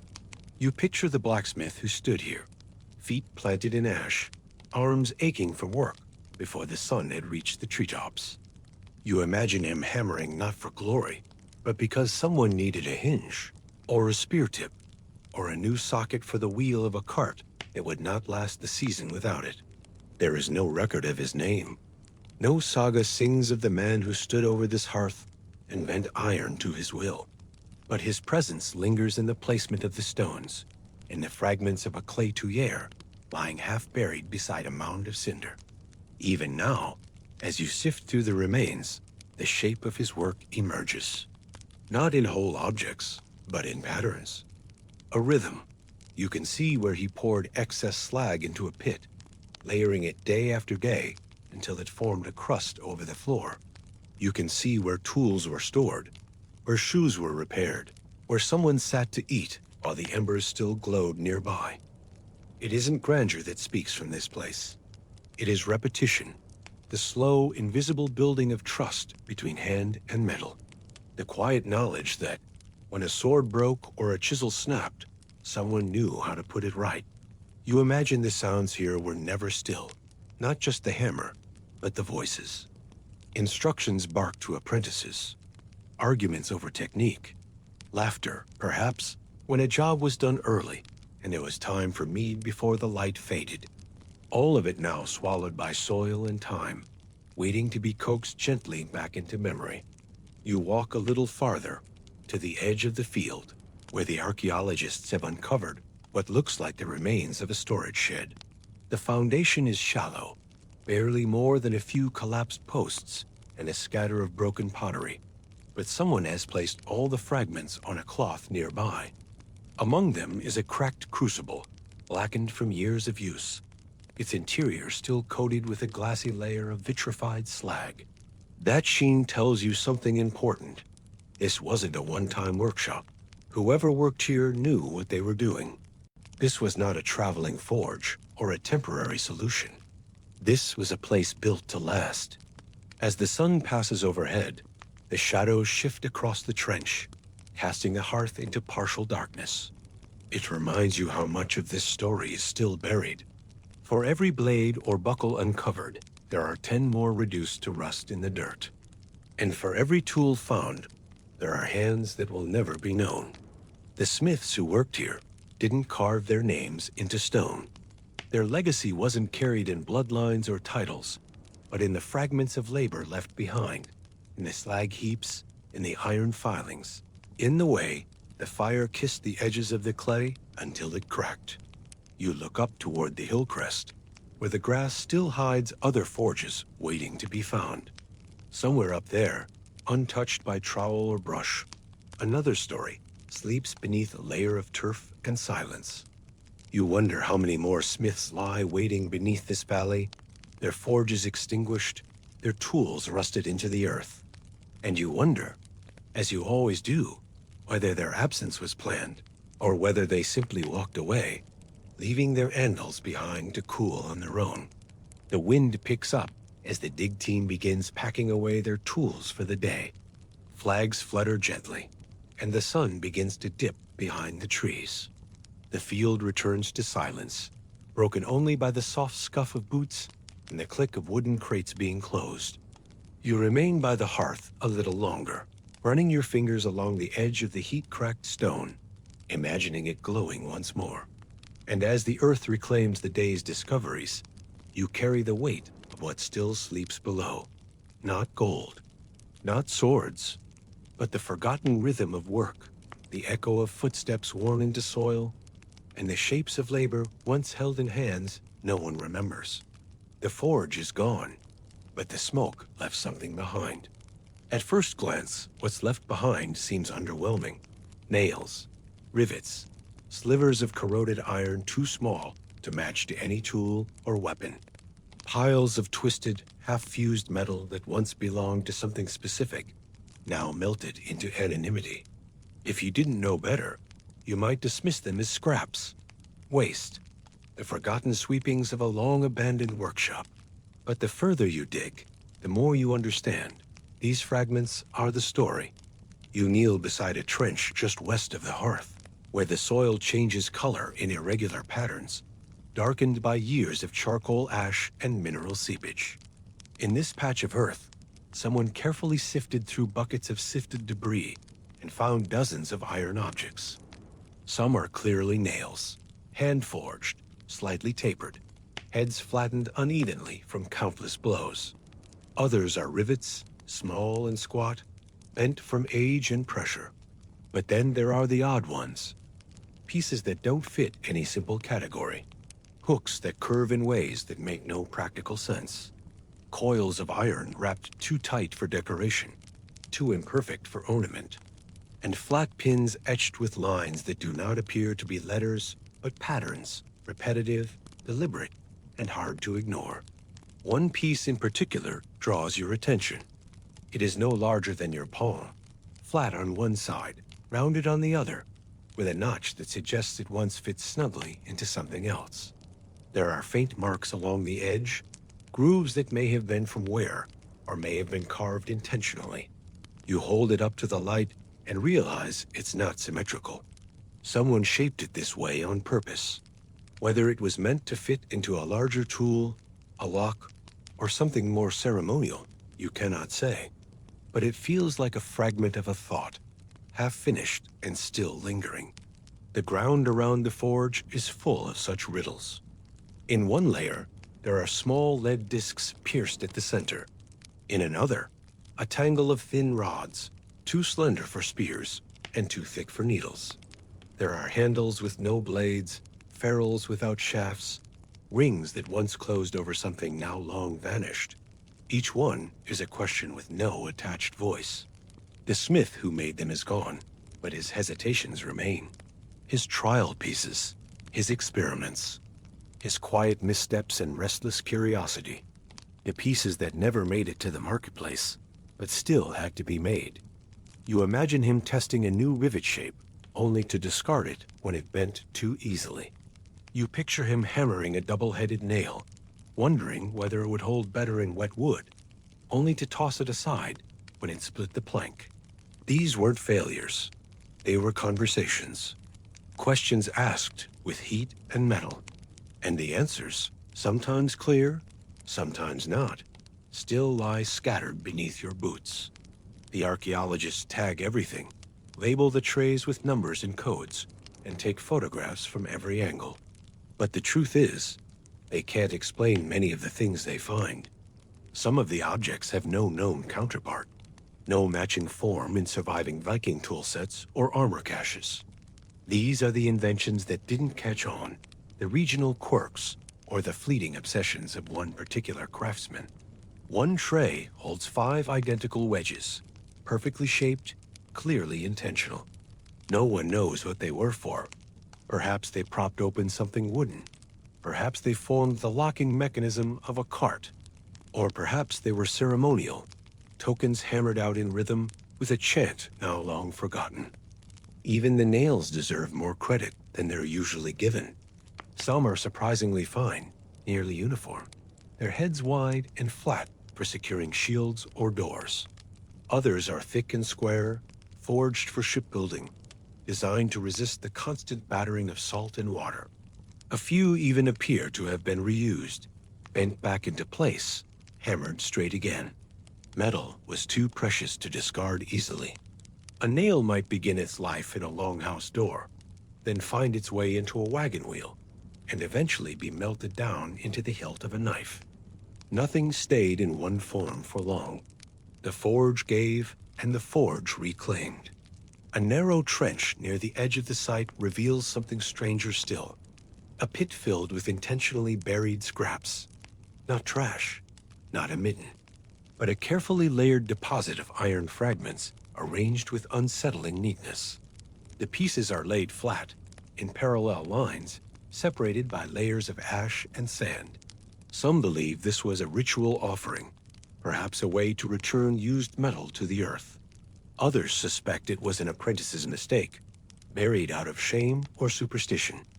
Still others wonder if it was a smith's way of marking the end of something, a workshop closing, a master's death, or the forging of a final important blade. You step back from the pit and look around the site again. Everywhere you turn, there are traces of human hands. Nothing grand, nothing gilded, but evidence of care, of practice, of stubborn repetition. The smith who worked here didn't carve his name into rana stones. He didn't leave behind statues or silver chalices.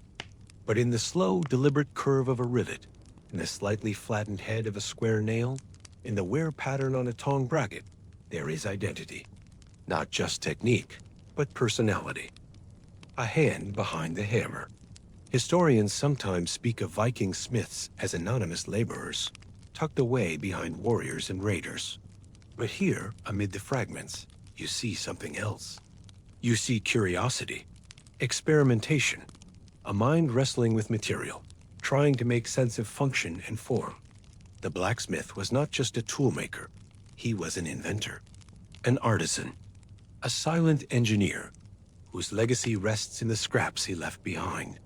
And as you brush the soil from yet another unidentifiable sliver of iron, one with a groove that leads nowhere and a hole that doesn't match any known fastener, you smile. Because this is not failure. This is imagination, caught mid-process. And for just a moment, as you hold that strange little piece in your hand, you wonder if someone, centuries from now, will find one of your discarded thoughts and feel the same spark of recognition. The reconstruction stands at the edge of the clearing, built not as a replica, but as a careful guess, an interpretation guided by soil stains, post-hole maps, and fragments lifted from centuries of ash. From a distance, it looks modest. The walls are made of wattle and daub, sealed with clay and straw, the rough texture catching every stray shadow. The roof slopes low, covered in overlapping turf that traps the heat and muffles the world outside. A narrow chimney pokes out toward the rear, barely noticeable from most angles. It doesn't draw attention to itself. It wasn't built to impress. It was built to work. You step through the doorway without ducking, but only just. The threshold is worn smooth by imagined feet, and the frame smells faintly of the oak it once might have been. Inside, the light dims immediately, filtered through thin slats and the flickering mouth of the hearth. The air holds a familiar mix of smoke and iron, recreated with care by those who studied the original site. Though the fire here is modern and controlled, the scent still tugs at something older inside you, like muscle memory triggered by heat. The forge dominates the far side of the room, taking up nearly a third of the space. It is built of stone and clay, squat and heavy, with a shallow bowl for charcoal and a deep channel that once housed the tuyere. A bellows sits beside it, built from animal hide stretched across a wooden frame, its ribs worn from demonstration use. The anvil is modest in size, but thick and stable, mounted on a stump sunk deep into the packed earth floor. Every tool is in its place, every bench cleared with the kind of neatness that suggests more reverence than routine. There is no decoration here. The walls are bare, except for a few iron hooks, a loop of thick cord, and a narrow shelf holding clamps and pins. The smith who lived in a house like this didn't need luxury. He needed warmth, airflow, and enough light to spot a flaw before it ruined the blade. You can see now how he worked. Back to the door, eyes on the fire, tools arranged in a semicircle around the hearth like a shield. It's efficient, logical, but also intimate. There is something deeply human in the way the space curls around the forge, as if the entire structure was built to orbit fire. To the left of the forge is a bench where sharpening would have taken place. A flat stone sits embedded in a wooden frame, next to a shallow bowl that would have been filled with water. There's a worn depression in the bench's surface, not from centuries of use, but from the hands of the living historians who now keep the reconstruction running. They grind replicas of blades here, using methods taught by trial, error, and slow translation from tool marks found in archaeological iron. You trail your fingers across the wood and picture the slow, steady rhythm of a man shaping an edge by lamplight. Toward the back of the house is the sleeping space, barely more than a raised platform made of planks. A rolled-up wool blanket sits in the corner, and beside it, a wooden chest with simple iron fittings. The fittings are accurate, cast from molds found in other smithies across the region. The chest creaks slightly when you open it, revealing a few recreated possessions: a bone-handled knife, a linen tunic, a carved comb, and a small pouch of fire-starting tools. Nothing extravagant, but each item speaks to the smith's daily life, not as a warrior or a craftsman of legend, but as a person who needed to eat, clean his hands, and mend his clothes. A partition of hanging cloth separates the workspace from the living area, and beyond, it is a small corner where food would have been prepared. A clay pot rests on a trivet above a low fire pit, with a basket of grain tucked beside it. A ladle, carved from ash wood, lies nearby. This space was not separate from the forge. It coexisted. Meals were prepared while tools were cooling. Bread baked while rivets were being hammered. The smith's life was not divided by role. It was one continuous rhythm of heat, hunger, rest, and return. You walk the perimeter slowly, stopping to study the floor. In the dirt, pressed faintly into the surface, are the reconstructed prints of iron tools left to cool. The shapes were taken from real finds: long-handled tongs, pin punches, a hammerhead with a chipped corner. These impressions were pressed into the floor deliberately, a quiet tribute to the smiths who once left such marks without thinking. They did not know they were writing history. They were only putting tools down where they could reach them again. There is something strangely moving about this recreated space. It doesn't shout. It doesn't try to impress. But in its silence, it honors the ordinary. You can imagine a morning here, cold and blue-gray outside, with smoke just beginning to rise through the chimney. You can picture the smith pulling his tunic over sore shoulders, stoking yesterday's embers, and selecting the first piece of iron for the day's work. Maybe it's a knife for a farmer. Maybe a hinge for a door. Maybe something no one will remember. But he shapes it all the same, because the need is always there. This is not the house of a king. It's not the workshop of a mythic bladesmith who forged swords for gods. But it is real, and in many ways, that makes it more sacred. The tools here are not just tools. They are arguments made in iron. They are solutions to someone's immediate problem. They are comfort, protection, livelihood.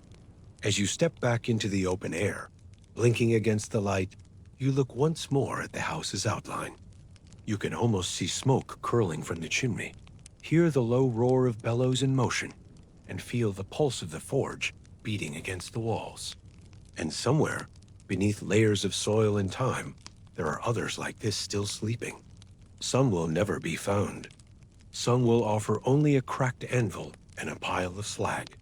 But some will speak, softly, clearly. And when they do, they will tell us more, not just about metal, but about the people who lived between the hammer's fall and the fading glow of fire. You kneel at the edge of a rusted blade, not a replica this time, but a true artifact. The iron is dark with age, the edge dulled, and the shape uneven.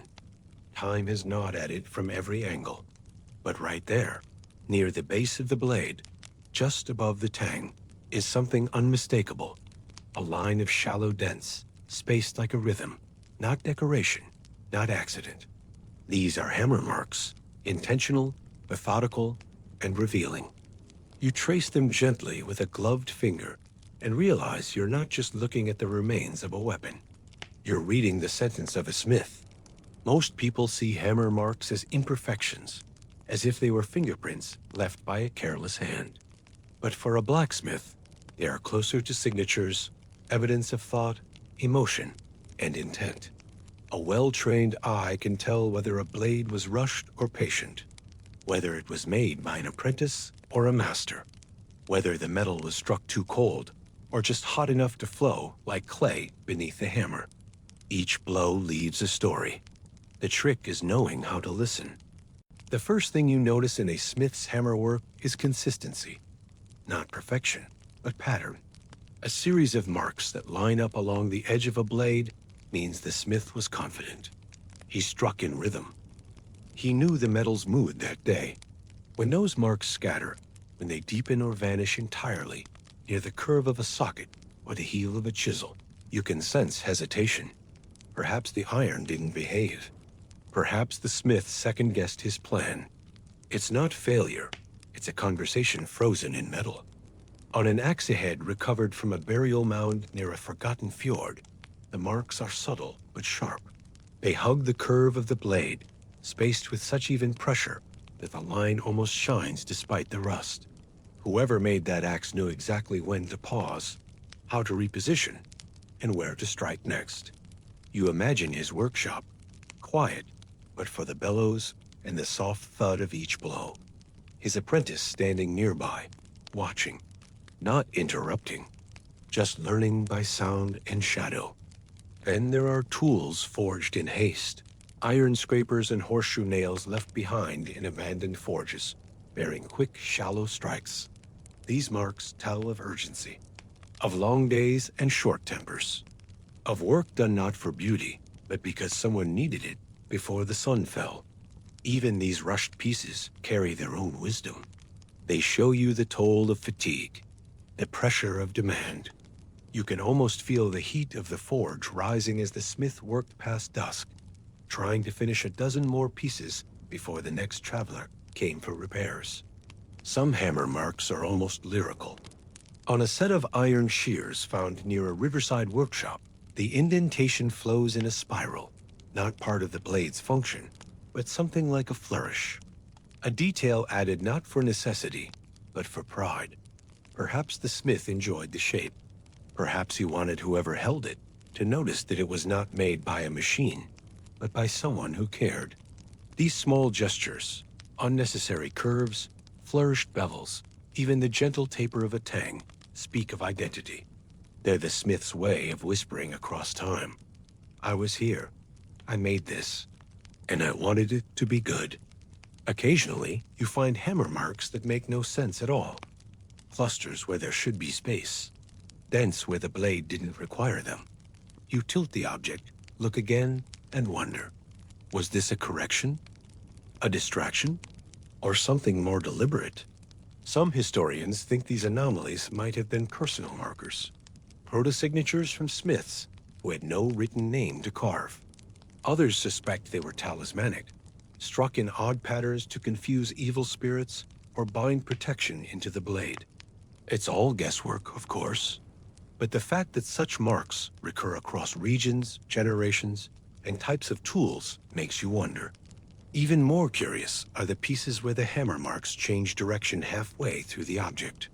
On a broken spear socket excavated near an old trade road, one side shows heavy, square-headed strikes, while the other fades into lighter, round impressions. Two smiths, perhaps. One beginning, the other finishing. A transition of labor, or of training.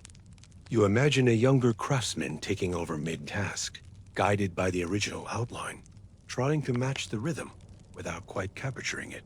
The marks don't lie. You can see where his blows grew more cautious, then more confident. It's a story of learning embedded in steel. You return to the original blade in front of you and study it again. The marks curve slightly, drawn into the metal like the edge of a breath. You think about the hands that held the hammer. Rough hands, yes, but skilled. Hands that had struck this same shape 100 times, yet still treated it like something new. That's the part that moves you most, not the grand design, but the effort hidden in repetition, the discipline, the humility of it. In museums, these tools sit quietly in glass, arranged neatly beside placards that list their measurements and era. But the hammer marks are where their true language lies. They are not words, not symbols, but they communicate all the same. About the moment of creation, about the person behind it, about what mattered when the fire was hot and the work could not wait. To read them is not to translate, but to listen. And now that you've learned how, you begin to see the echoes everywhere.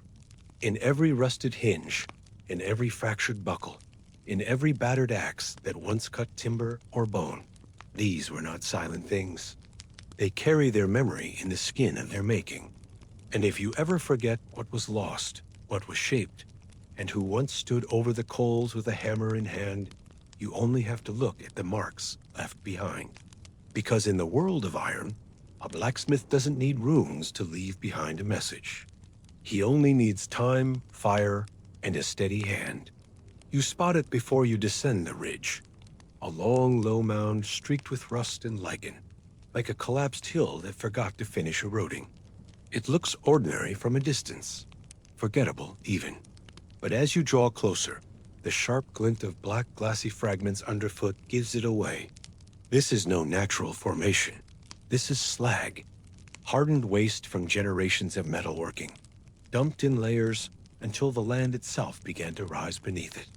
And now, 1,000 years later, it waits like a sealed envelope, holding on to everything the forge chose to discard. Slag piles are the footprints of smiths.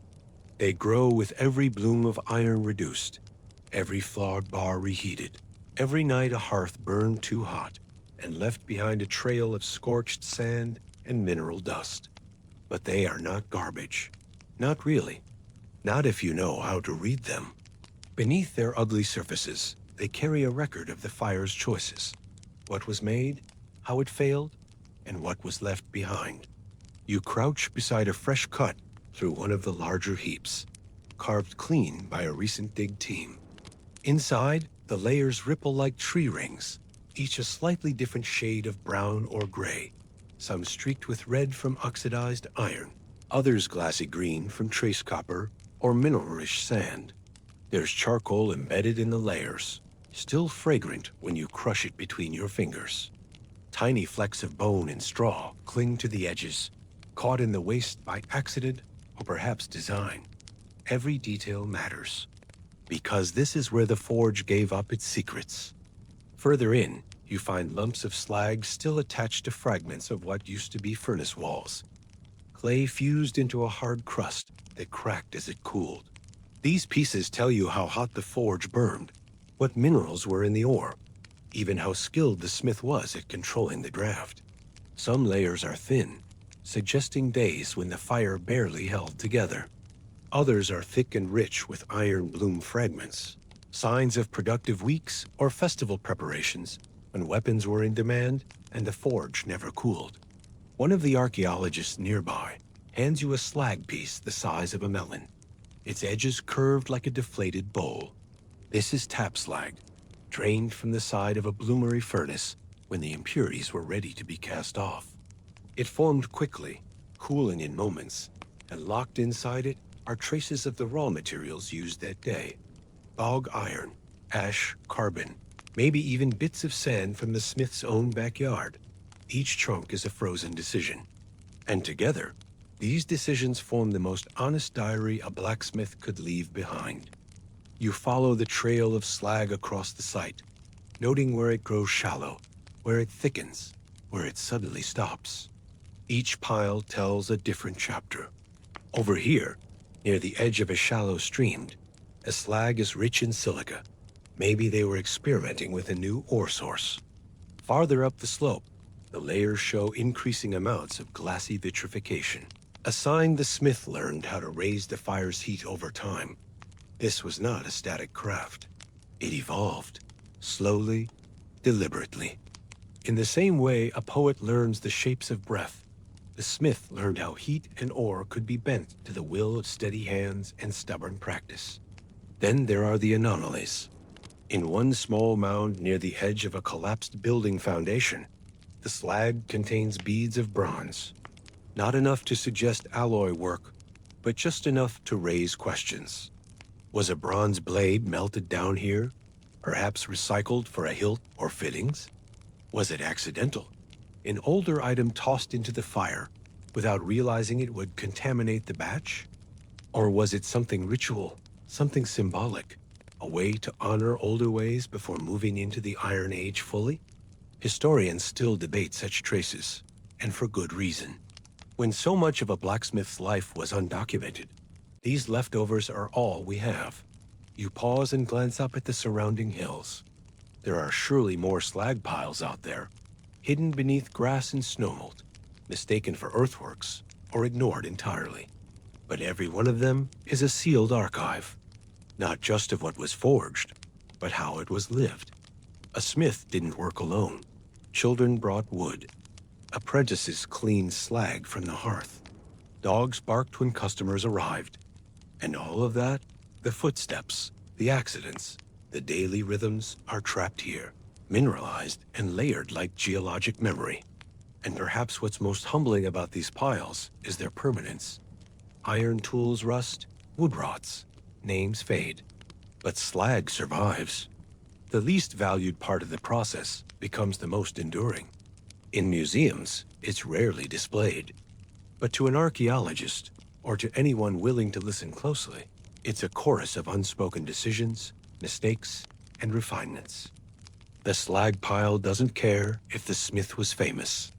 It only remembers the heat, the shape of the ore, and the final shudder when the waste cooled in the dirt. It remembers how a man once stood here, bent to the task, wiping sweat from his eyes with the back of a soot-stained wrist. It remembers when the hammer fell too hard, and when the fire whispered back just right. And it remembers, in the layers that built up like forgotten snow, that every great blade was born in a place like this. A mound of waste, a hint of charcoal, a spark of memory.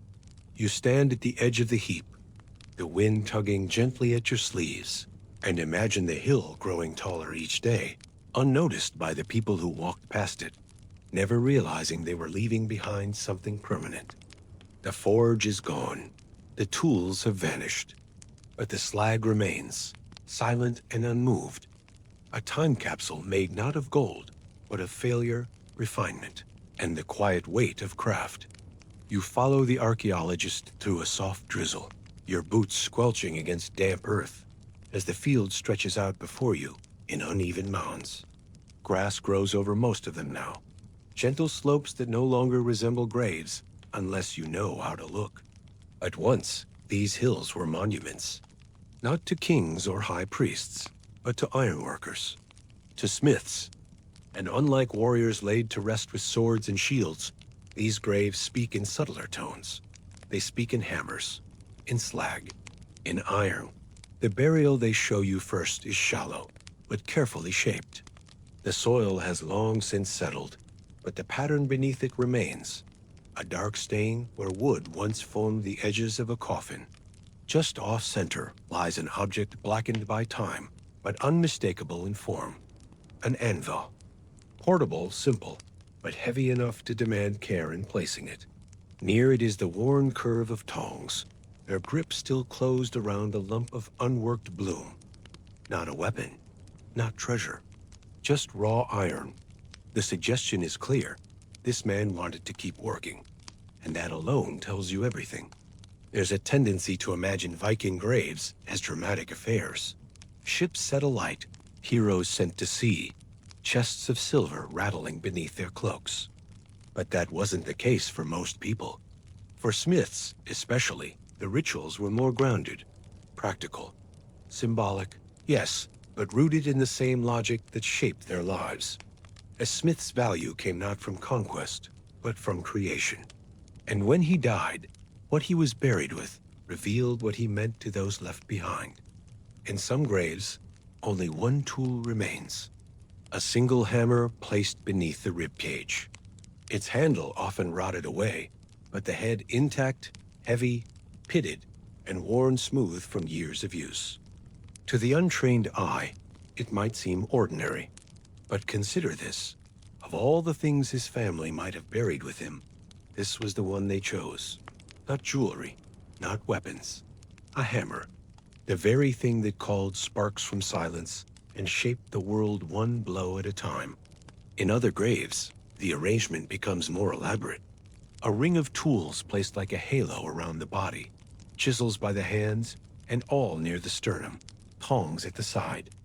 Sometimes there's even a whetstone, placed where the head would rest, as if sharpening the mind for whatever came next. The message is unmistakable. This person's identity didn't stop at death. He was a smith in life, and a smith he would remain, even as his body returned to the soil. One burial, found in a riverside meadow near what was once a major trade route, revealed something even more curious. A small box placed at the feet of the deceased. Inside were shavings of iron, fragments of folded steel, and what appeared to be a broken chisel tip. The archaeologists were baffled at first. Why bury broken tools? Why save scraps? But the answer may lie not in the tools themselves, but in what they represented. They weren't just leftovers. They were memories, proof of effort, mistakes made, learned from, and honored. This wasn't a display of mastery. It was a reminder that craft is a journey, even into death. Sometimes, though, the tools are broken deliberately. Sword blades bent in half, hammers cracked across the face, tongs split open. This isn't vandalism, it's ritual, a practice known across cultures. Killing an object before burial so it couldn't be used again, at least not by the living. Maybe it was meant to send the tool ahead into the afterlife, or maybe it was a sign of finality, that the work was done, that no apprentice would take up that hammer, that no one would dare try. And then there are the graves where nothing remains. No tools, no weapons, no offerings, just the body and a few stones. At first glance, it seemed sad, empty, But perhaps not. Perhaps those tools weren't buried because they were still in use, passed on, inherited by apprentices, kept by the family. Perhaps those graves whisper a different kind of legacy, not one entombed, but continued. One such site in a northern fjord revealed a pattern. Older smiths buried simply, their tools gone, but near them were younger burials containing newer implements, slightly refined, but clearly patterned after the same hands. Generations of smiths, buried within sight of one another, their knowledge passed through iron rather than words. You imagine a grandson shaping a rivet with the same motion his grandfather used, the rhythm echoing through time. Not all smiths were men either. While rarer, a few female burials across Scandinavia reveal tools unmistakably tied to ironworking. A small anvil, punches, tongs, shears with iron blades. These women may have been overlooked in saga and record, but the grave makes no such error. It tells the truth that fire doesn't care about gender, only about whether the hand behind the hammer is steady. One grave stands out among them all, a boat burial in the far north, reserved for someone of rare status. The skeleton rested on furs. Around him, laid in precise order, were over 20 tools, multiple hammers, files, a long punch with ornate ironwork, and a sword-shaped object forged entirely from twisted slag and bloom, clearly ceremonial. No blade could be drawn from it, no edge could cut. It wasn't made to fight, but to speak. A message forged in waste and labor, declaring, perhaps, that the man buried here was not just a craftsman, but a priest of the forge. Because in Viking culture, a blacksmith stood in a strange place. Not a warrior, not quite a farmer, not a trader, but essential to all. And because of that, he moved between roles, between castes, between myths, the one who knew how to take raw stone and turn it into something living. No wonder, then, that his tools went with him to the grave. They were more than objects. They were proof that he had shaped the world. You stand at the edge of one such mound now, wind tugging at your sleeves. The dig team has packed up for the day. The site is quiet, but the earth is still open, the grave still visible. And as you peer down into it, you feel something strange, not sadness, but continuity. As if time has looped for a moment and brought you to the side of the fire where the first hammer fell. The tools in the grave below may never be touched again, but their presence matters.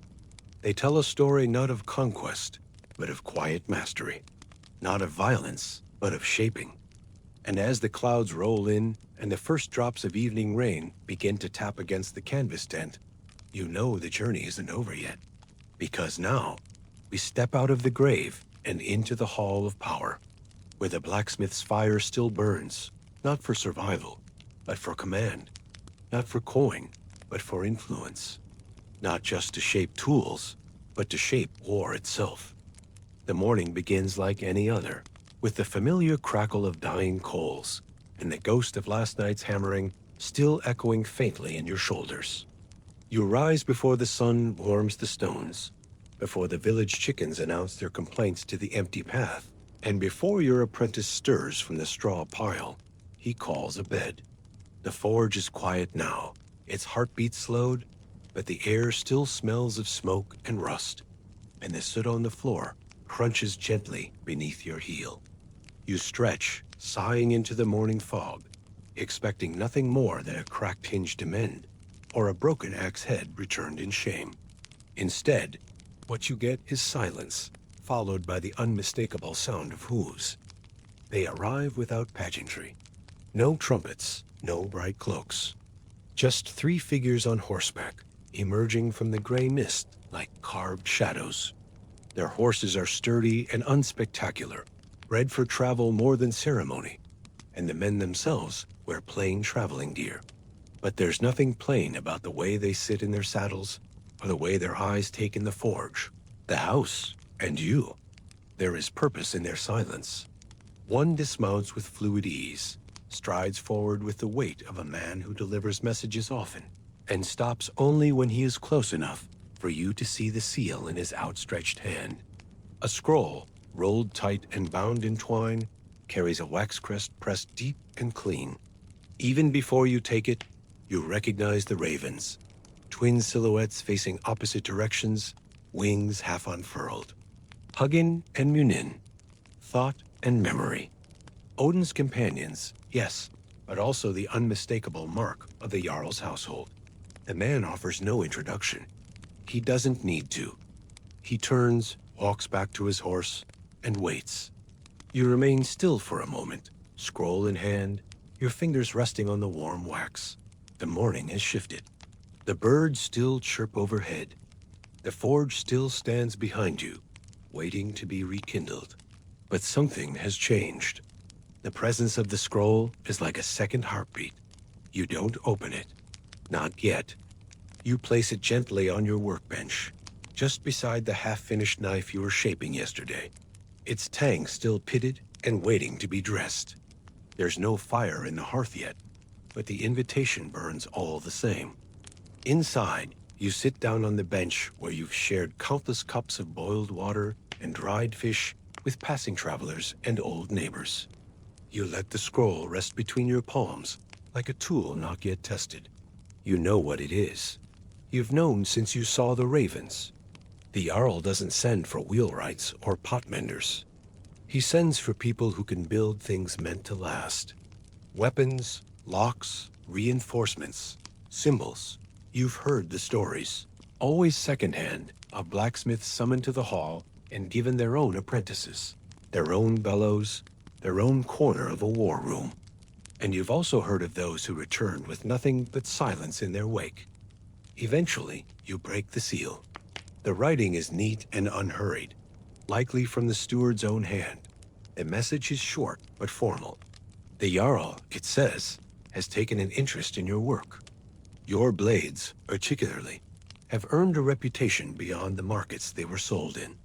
There is a need at the holdfast for a smith of your caliber. You are invited, respectfully, though the word feels more symbolic than genuine, to join the household's craftmasters. The forge there is well supplied. Assistance will be provided. All needs will be met. But the final line is what holds your attention. We trust you will understand the importance of this request. It is not a threat, but it is not casual either. The Jarl may not force your hand, but refusing such a request places you in a particular kind of light, one that casts long shadows if you're not careful. You set the scroll down and step back outside. The riders haven't moved. They sit in place, as if carved from the early mist, unbothered by the cold or the passage of time. They aren't waiting for an answer. Not aloud, at least. They know you won't answer here. They know the choice must feel like yours. Back inside the forge, you stare at your tools. The anvil worn at the center. The bellows patched 3 times. The tools lined up not by size or value, but by the rhythm of your own habits. Everything here is shaped to your will. It is humble, yes, but it is yours. The fire smokes in the winter. The roof leaks in the corner. The hearth groans when you push it too hard. But here, you are the only voice that matters. And yet, you think of the blades you've made that could have been more.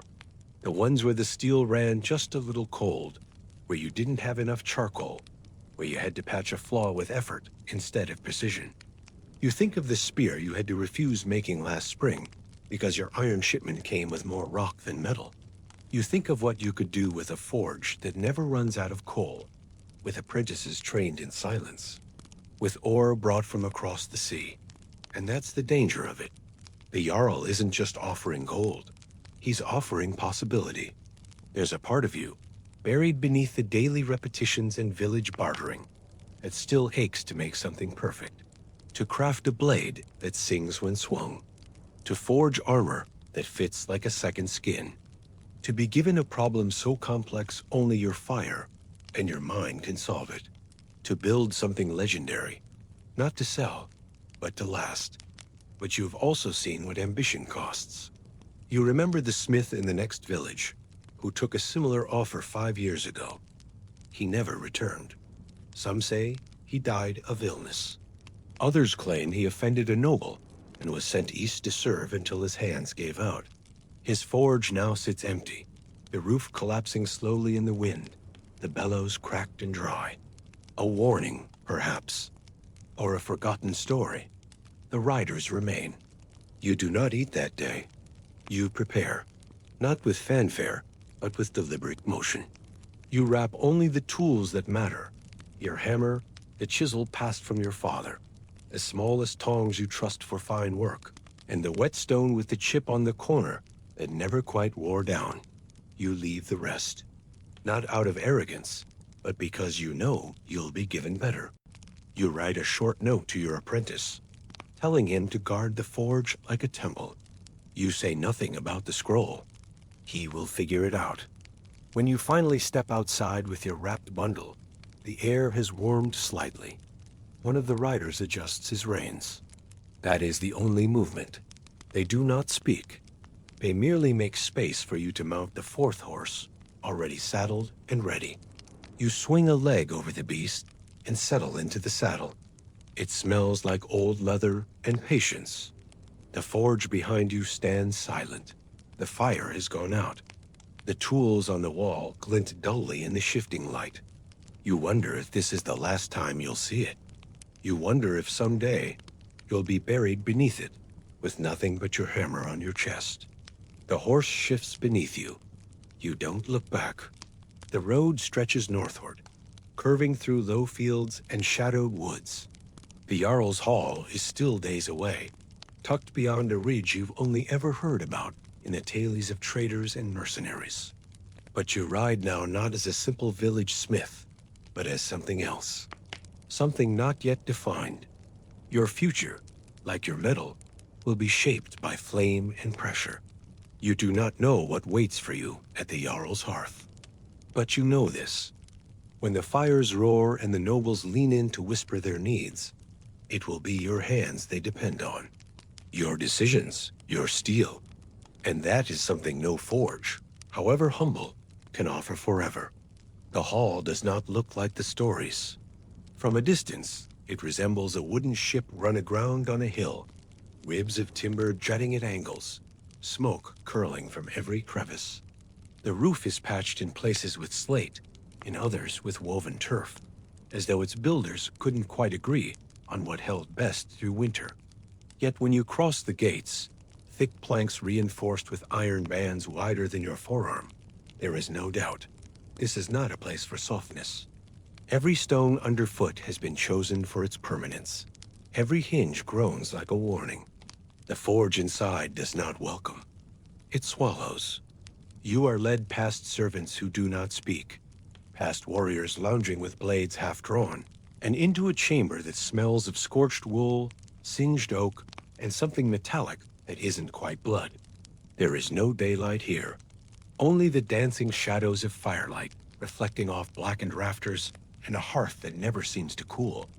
This is where the Jarl's smiths labor, not in open-air sheds or breezy lean-tos like yours once was, but in a sealed chamber beneath the great hall where every clang is muffled by stone, and every design, every flaw, is seen only by those meant to see it.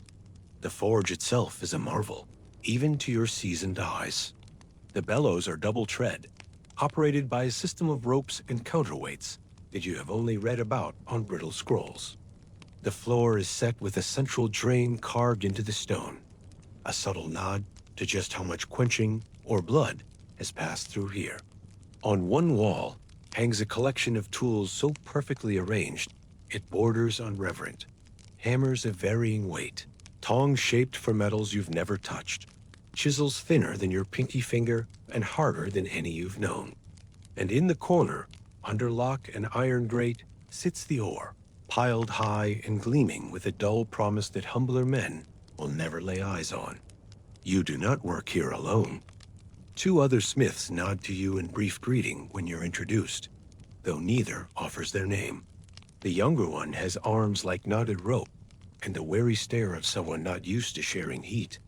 The older moves slower, his hands shaking slightly when idle, but precise as a raven when wrapped around a blade.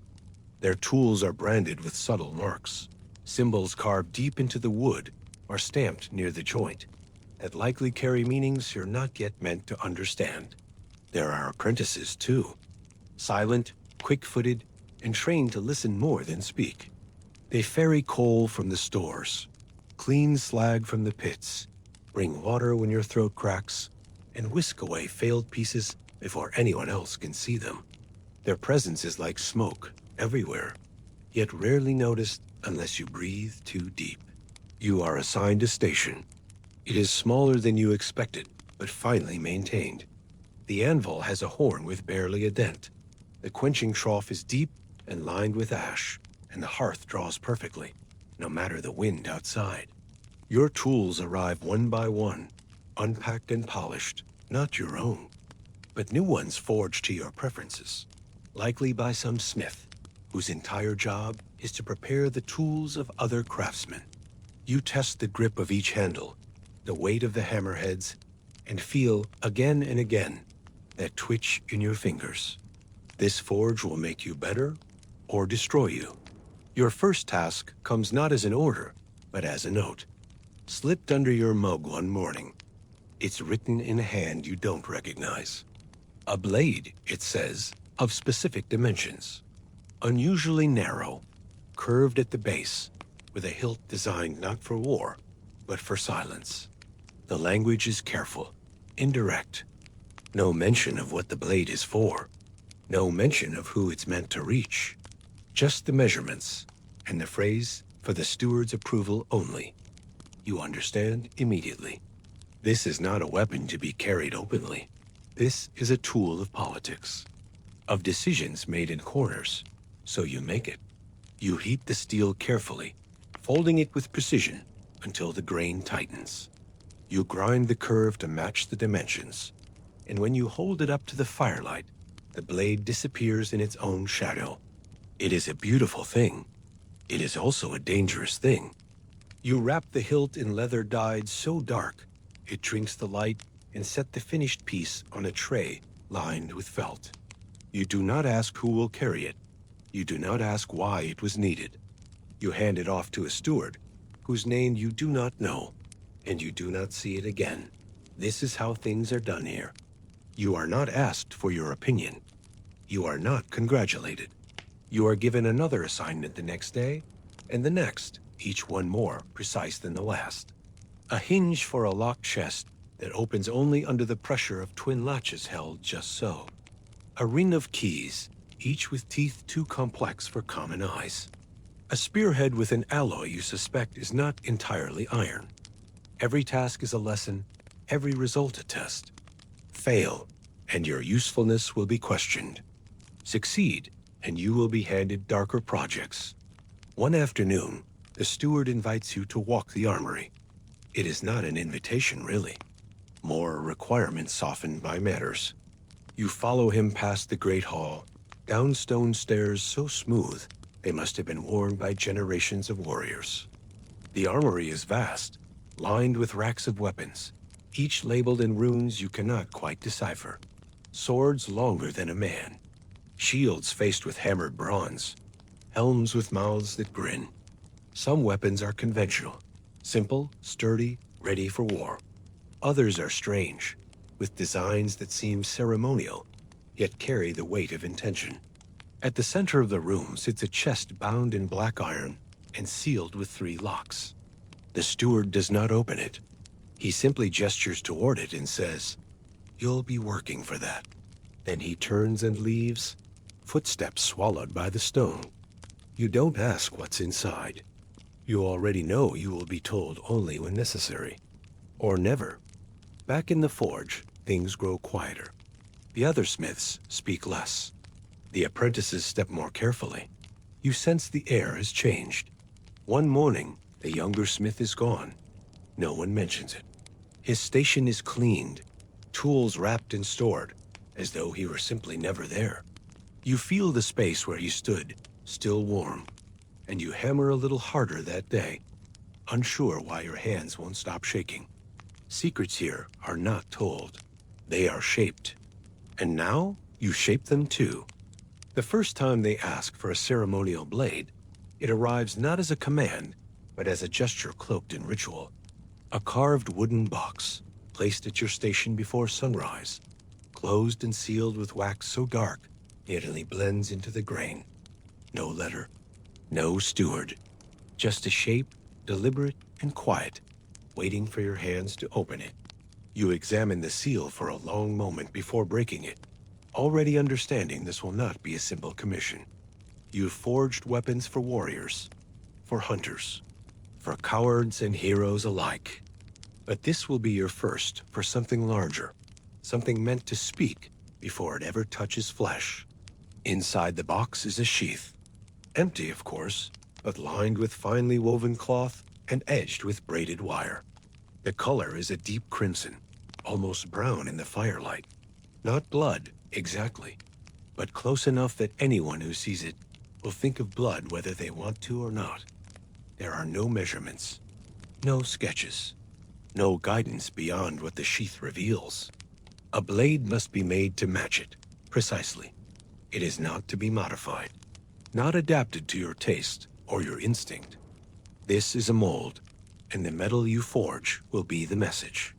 You spend that morning walking the perimeter of the forge, hands clasped behind your back, thinking not about the blade's weight or balance, but about its meaning. This sword will not be used on a battlefield, not if everything goes according to plan. It will be seen, raised, worn at feasts, maybe drawn once in a hall, lit by torches in fear, its edge never swinging, its point never tested. And that, paradoxically, is what makes it more dangerous than any blade you've made before. Because people will talk about it. They will read it. And everything you decide, the curve of the edge, the angle of the fuller, the shape of the guard, will be taken as a signal. A warning, a promise, a threat. The sword is no longer a tool. It is language. So you choose your steel with care. Not the finest from the stores, but not the softest either.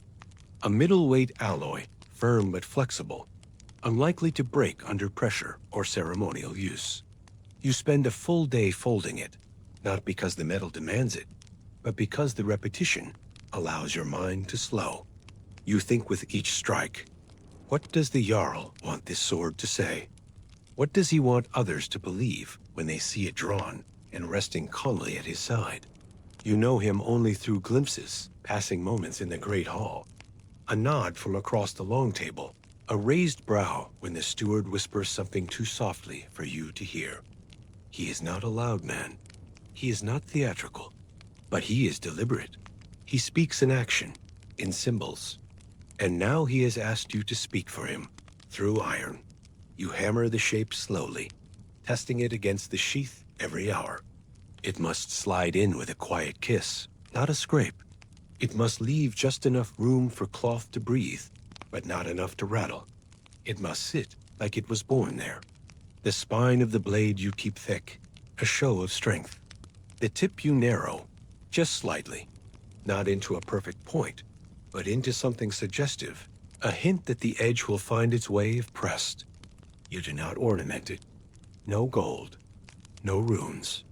Only a single ridge carved into the base of the blade, near the hilt, just wide enough for a man's thumb to rest before drawing it. The handle you wrap in black leather, the same texture used in old naval grips, smooth but never slippery. The pommel you leave simple, a flat disc, unadorned. This is not a king's sword. It is not meant for parades or rituals. It is for the moment between those things, when words fail and silence must do the work. When it is finished, you polish it in private. You do not allow the apprentices near it. You do not leave it resting in the open. For 3 nights you sleep beside it, letting it rest in its sheath as if it were a guest. You keep the box it came in, not out of necessity, but out of respect. The steward collects it without a word. He does not test the blade. He does not ask how it was made. He lifts the box, bows his head once, and walks it to the great hall. You are not invited to the feast that night, but you hear the horns. You hear the voices. You see the light dancing against the upper timbers. You hear the sound of something unsheathed, then silence, then applause. The next morning, your breakfast arrives with a folded cloth. Inside is a single silver coin, stamped not with the Jarl's crest, but with the shape of the blade you made. Not a copy, an exact replica, down to the ridge. A message. You understand immediately. The sword has been named. It has entered the Jarl's lore, and now walks beside him. And so, quietly, do you. From that day forward, your tasks change. You are still asked for weapons, but now they come with conditions. A blade with an edge that glows faintly when exposed to certain oils. A spear tip designed to break apart on impact, leaving fragments that cannot be removed. A helmet crest that reflects moonlight in a very particular way. You begin to understand. The Jarl is preparing not just for war, but for stories, for fear, for reputation. And your forge has become his tongue. In private, you begin to sketch designs no one asked for. Curves and symbols that carry ideas you cannot say aloud. You think of your old forge sometimes, of the simplicity of fixing a farmer's plow or straightening a bent axe. But those days feel distant now, like memories borrowed from someone else. Your hands have changed. Your thoughts sharpen quickly, sometimes without meaning to. The blade you made is never seen again, not in the hall, not on the field. It has disappeared into the Jarl's inner chamber, its work perhaps complete, or perhaps only waiting. But you remember the weight of it, the silence it carried, the way it whispered power without needing to shout. And now you wonder what you will be asked to make next. Because a sword, once seen as a symbol, cannot become anything less. You don't get invited to the war councils. That's not your place.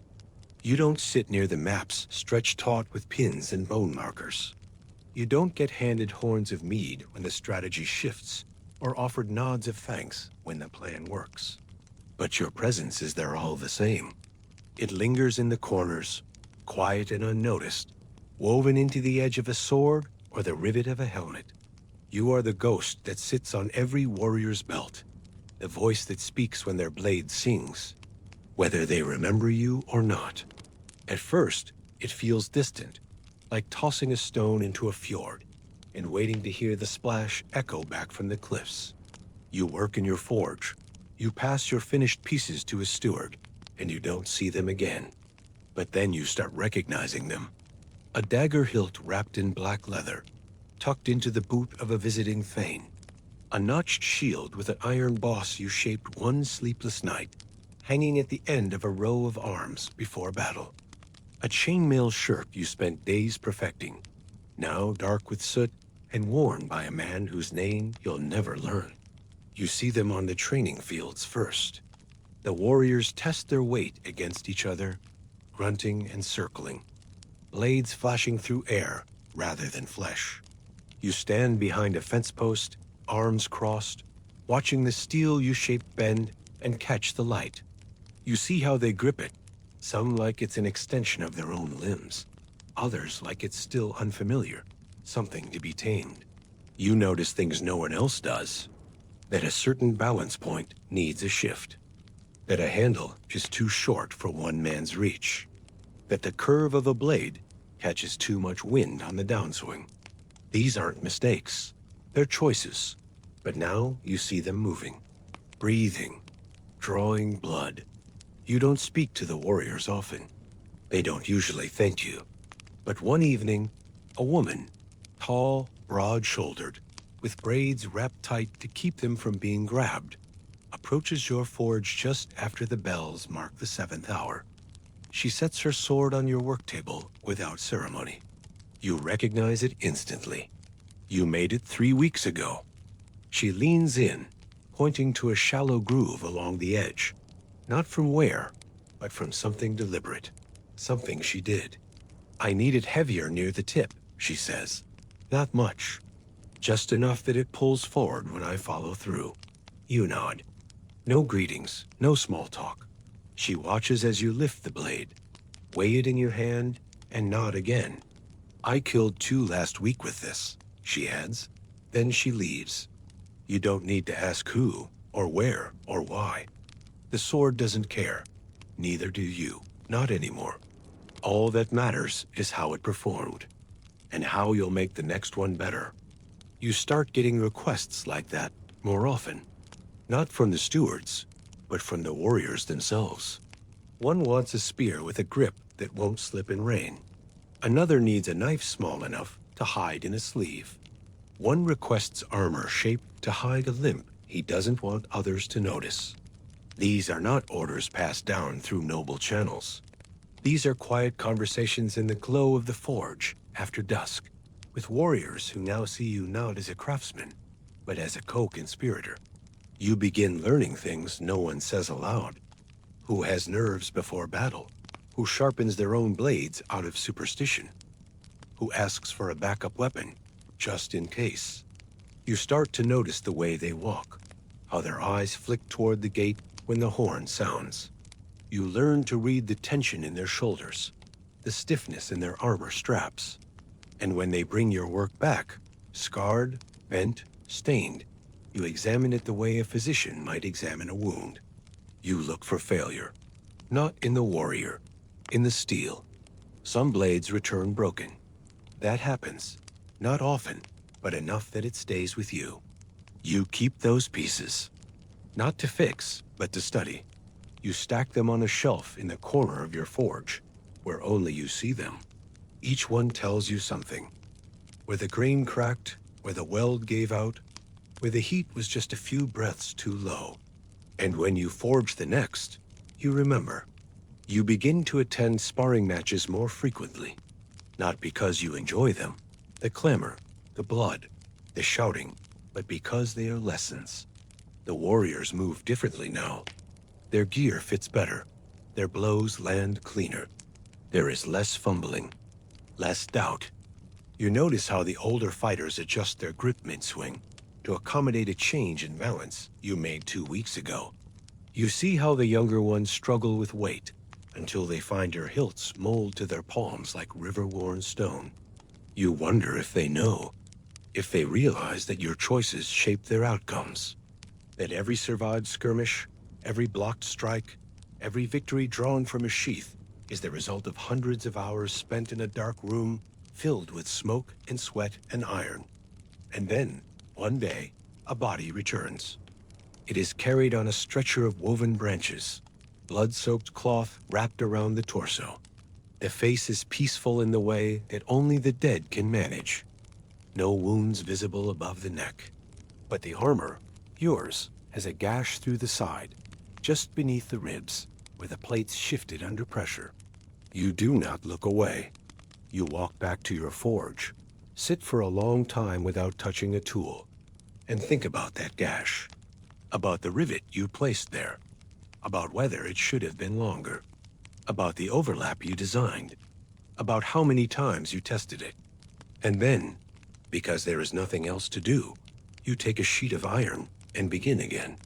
Later, the Jarl's captain comes to speak to you, not to blame, not to question, only to inform. The warrior died quickly. He had taken out 2 before the fatal strike. The armor had held elsewhere. It was not your fault. But that night, you do not sleep, because you understand something now. You do not just make weapons, you make consequences. The request does not come dressed as an honor, though that is the language wrapped around it.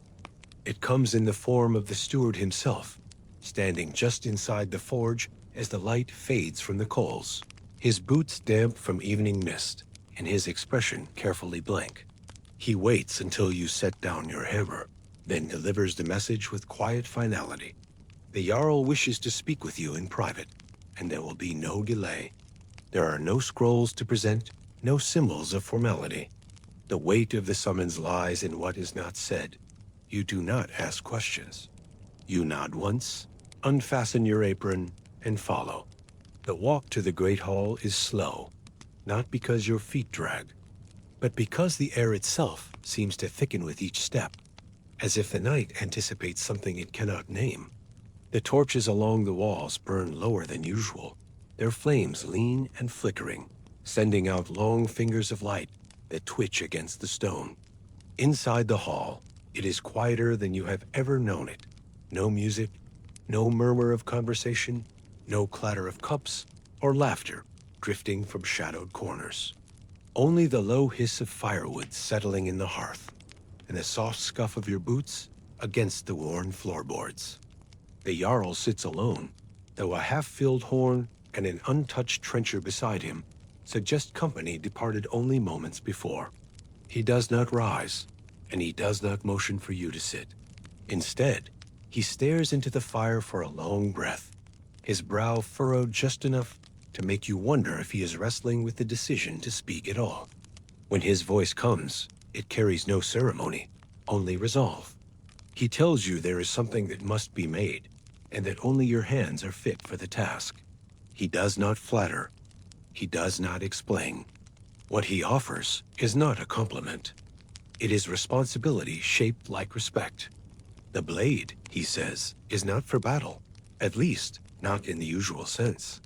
It is to be gifted to a rival lord, one whose temper dances dangerously close to offense, whose alliances shift with the season, and whose regard the Jarl must secure before the first snows arrive.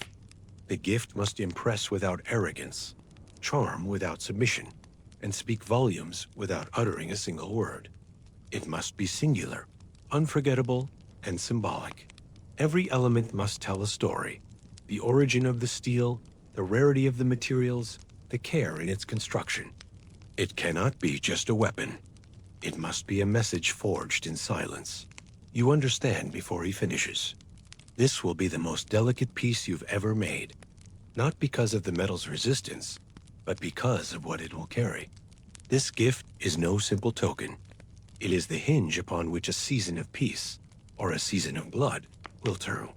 You nod once, and he says only, "The materials are already on their way. You will begin as soon as they arrive."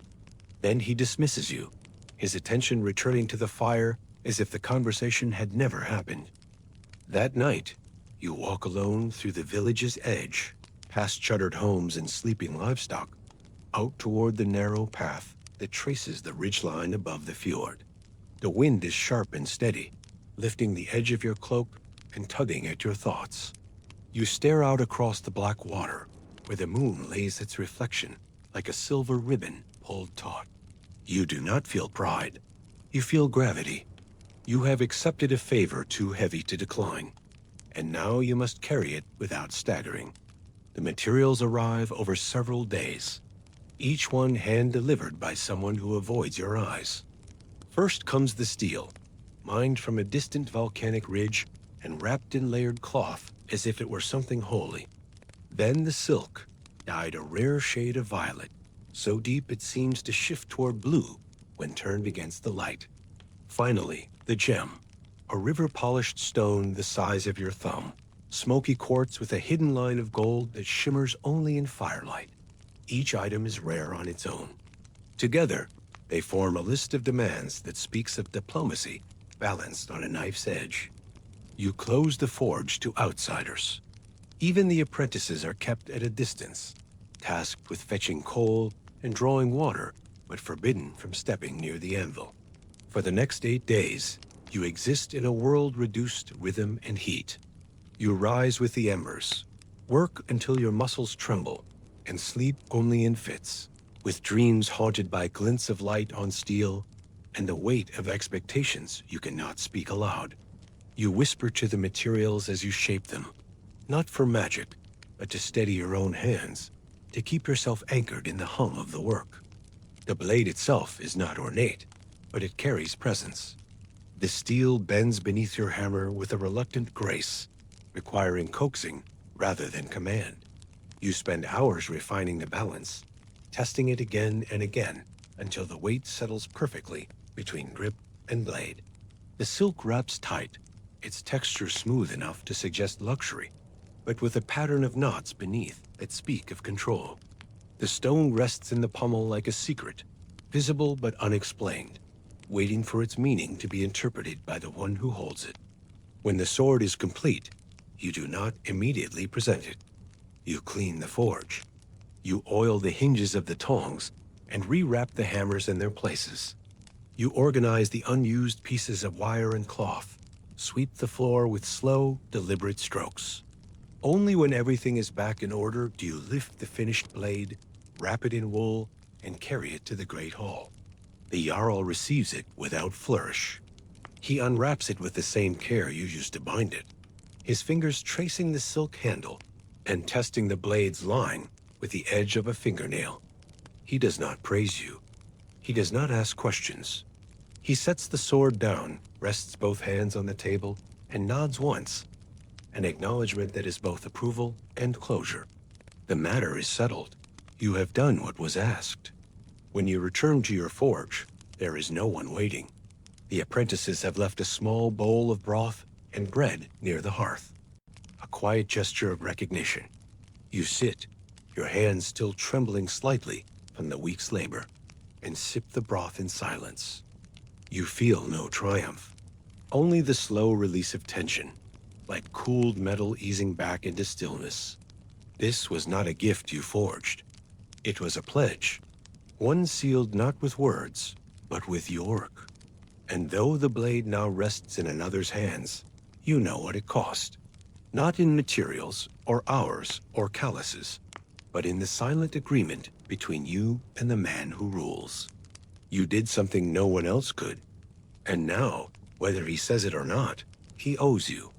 In this world, debts do not always come in coin. Some come shaped like silence, some like steel. There's no ceremony when you return to your usual work. No feast, no gathering of warriors to toast your success. The blade you forged for the Jarl is already on its way to a distant hand, bound to a purpose larger than you, and whatever echoes it creates in the halls of politics or conquest, they do not carry your name. You are not the one who sits at the table when treaties are discussed or cups are raised in guarded agreement. Still, your presence lingers there in a form more durable than applause. It rests quietly in the weight of steel, in the feel of a hilt molded to perfection, in the subtle curve of a blade that speaks louder than words. You return to your forge, not with fanfare, but with familiarity. The bellows wheeze, as they always have. The iron tools lie just where you left them. Ash still clings to the floor, and a stubborn coal burns at the heart of the fire, as if it never noticed you were gone. It's not disappointment you feel. It's rhythm. After all, it is in this quiet that your real strength lives. The apprentices greet you differently now. They don't say much, but you notice the way they watch more closely, how they hesitate before touching any of your tools. There is a new deference in how they sweep the floor, a subtle shift in the way they listen when you speak. You don't ask for their reverence, and you certainly don't expect it, but you feel the weight of it anyway. You know now what your work means, even if the village forgets by morning. The requests that follow the Jarl's commission become more frequent and more specific. A captain asks for a dagger with a bone handle, curved slightly forward so it fits under his armor in just the right spot. A shield maid wants her spear weighted toward the tip for greater follow-through. One quiet man, a scout who never speaks above a whisper, asks for a knife small enough to tuck into his boot and light enough not to throw off his stride on the run. These are not grand commissions. These are survival tools. You take them seriously. Your forge changes to match the tone of these requests. The clatter of armor and ceremonial steel fades. In its place comes the softer ring of tools meant to last. Plowshares, hinges, arrowheads by the dozen. You find meaning in these smaller items. A good hinge, well made, might outlive its maker. A properly balanced axe could pass through 3 generations before rust dares to bite it. These are quiet legacies, not sung in mead halls, but remembered nonetheless. When you walk through the village now, people move out of your way just slightly. Not out of fear or reverence, but recognition. Children who once tossed stones near your door now lower their voices when they pass. Warriors nod without being prompted. Elders ask your thoughts on the best way to mend an old iron pot. You've become something in between a tradesman and a symbol, and it sits oddly on your shoulders. You never asked for this place. But now that it's here, you wear it with the same care you use when aligning a blade edge. Measured, quiet, deliberate. And still, it is the silence that teaches you the most. It's in the space between hammer strikes and the gentle groan of cooling iron that the truth of power becomes clear. Not the kind wielded with shouts and banners, but the kind that moves beneath the surface. You see now that what you create holds not just the shape of metal, but the shape of intention. The weapons you forge alter decisions, even lives. A sword that fits too loosely could cost a limb. One that strikes too heavily might leave its owner overexposed. These aren't accidents. They're consequences. And more, you feel them gather behind each stroke of your hammer. You begin recording small details in a notebook, charcoal scratched onto parchment, tracking what works and what doesn't. Not because anyone asked, but because you want to learn the patterns beneath the craft. Why certain curves draw cleaner through the air. Why certain angles catch the light just so, giving the illusion of elegance even in a killing tool. You diagram handles. You chart balance points. You compare layers of folded steel, looking not just at strength, but at how they sound when tapped. These aren't notes for a legacy. They're maps for yourself. Ways to understand your own hands better than you did the day before. Your dreams become filled with the hum of metal. Not battlefields, not glory. Just the gentle rhythm of bellows and the occasional flicker of torchlight on finished steel. You find yourself thinking about the process, even when you're far from it. At the stream fetching water, in the hall during feast days, when you're mending a fence. It follows you now, not as a burden, as a thread. On one cold morning, an older man visits your forge. You know him by reputation, a swordsmith from another village, one who served a different Jarl in years past and retired after his hands stiffened with age. He does not come to challenge you or offer advice. He comes with a question. How do you keep it quiet? You think he means the forge, but then you see he's looking past the fire, past the tools. He means your role, your presence, how you keep your name from rising with the smoke. You tell him the truth. You never needed it to rise. The man nods, satisfied, and leaves without another word. Power, you've learned, prefers the shadows. It thrives not in the roar of war, but in the calm before it. It gathers in decisions made while others sleep, in the tempering of steel at midnight, in the curve of a sword no one else will notice, but that will decide everything in a single strike. You understand now that even the Jarl, with his commands and halls and wide-reaching vision, depends on this quiet. And whether he admits it or not, you've become part of his armor, unseen, but necessary. You begin leaving small symbols on your work. Not a maker's mark, nothing so obvious. Just a variation in twist, a subtle notch on the guard, a shift in angle that only you would recognize. A signature, hidden in plain sight, not to boast, but to witness. You will know what you've made, even if no one else does. You will know which pieces helped hold a shield wall, which ones never returned, which ones survived. Your legacy, if it exists at all, will be written in muscle memory and echoed in the way a warrior lifts their blade without hesitation. One evening, a young boy, barely tall enough to lift a hammer, visits with his father. He stares wide-eyed at the forge, at the tools, at the half-formed blade resting on the anvil. You kneel beside him and let him touch the handle. His eyes grow even wider. He doesn't speak, but he doesn't need to. That look says everything. You remember being that boy once. Maybe not in this same village. Maybe not with the same tools, but with the same awe. And you realize, in that moment, that the quiet work you've done The long hours, the solitude, the unthanked nights, all of it built toward this. Toward shaping not just weapons, but something larger, something lasting. And now, as the final snows begin to fall beyond the forge door, dusting the ground in a pale hush, you stand beside the hearth with calloused hands and a steady mind. You do not feel forgotten. You do not feel invisible. You feel complete, because this quiet is where power lives. And from this quiet, we begin to drift. The glow of the forge dims. The iron tools cool. The bellows rest, their long breath finally spent. It's time now to step softly into the stillness that waits beyond firelight, into a closing hush where only the soft wind and the memory of steel remain. And that's where we'll leave it for tonight.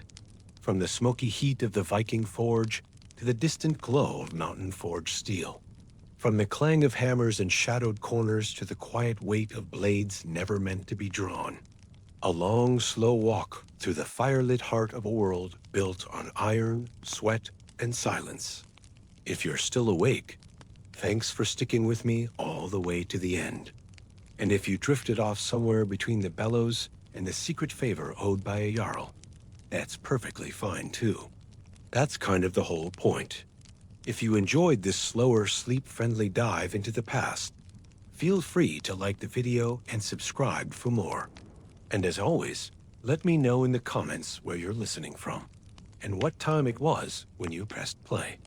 It's always nice seeing where in the world these late-night journeys are landing.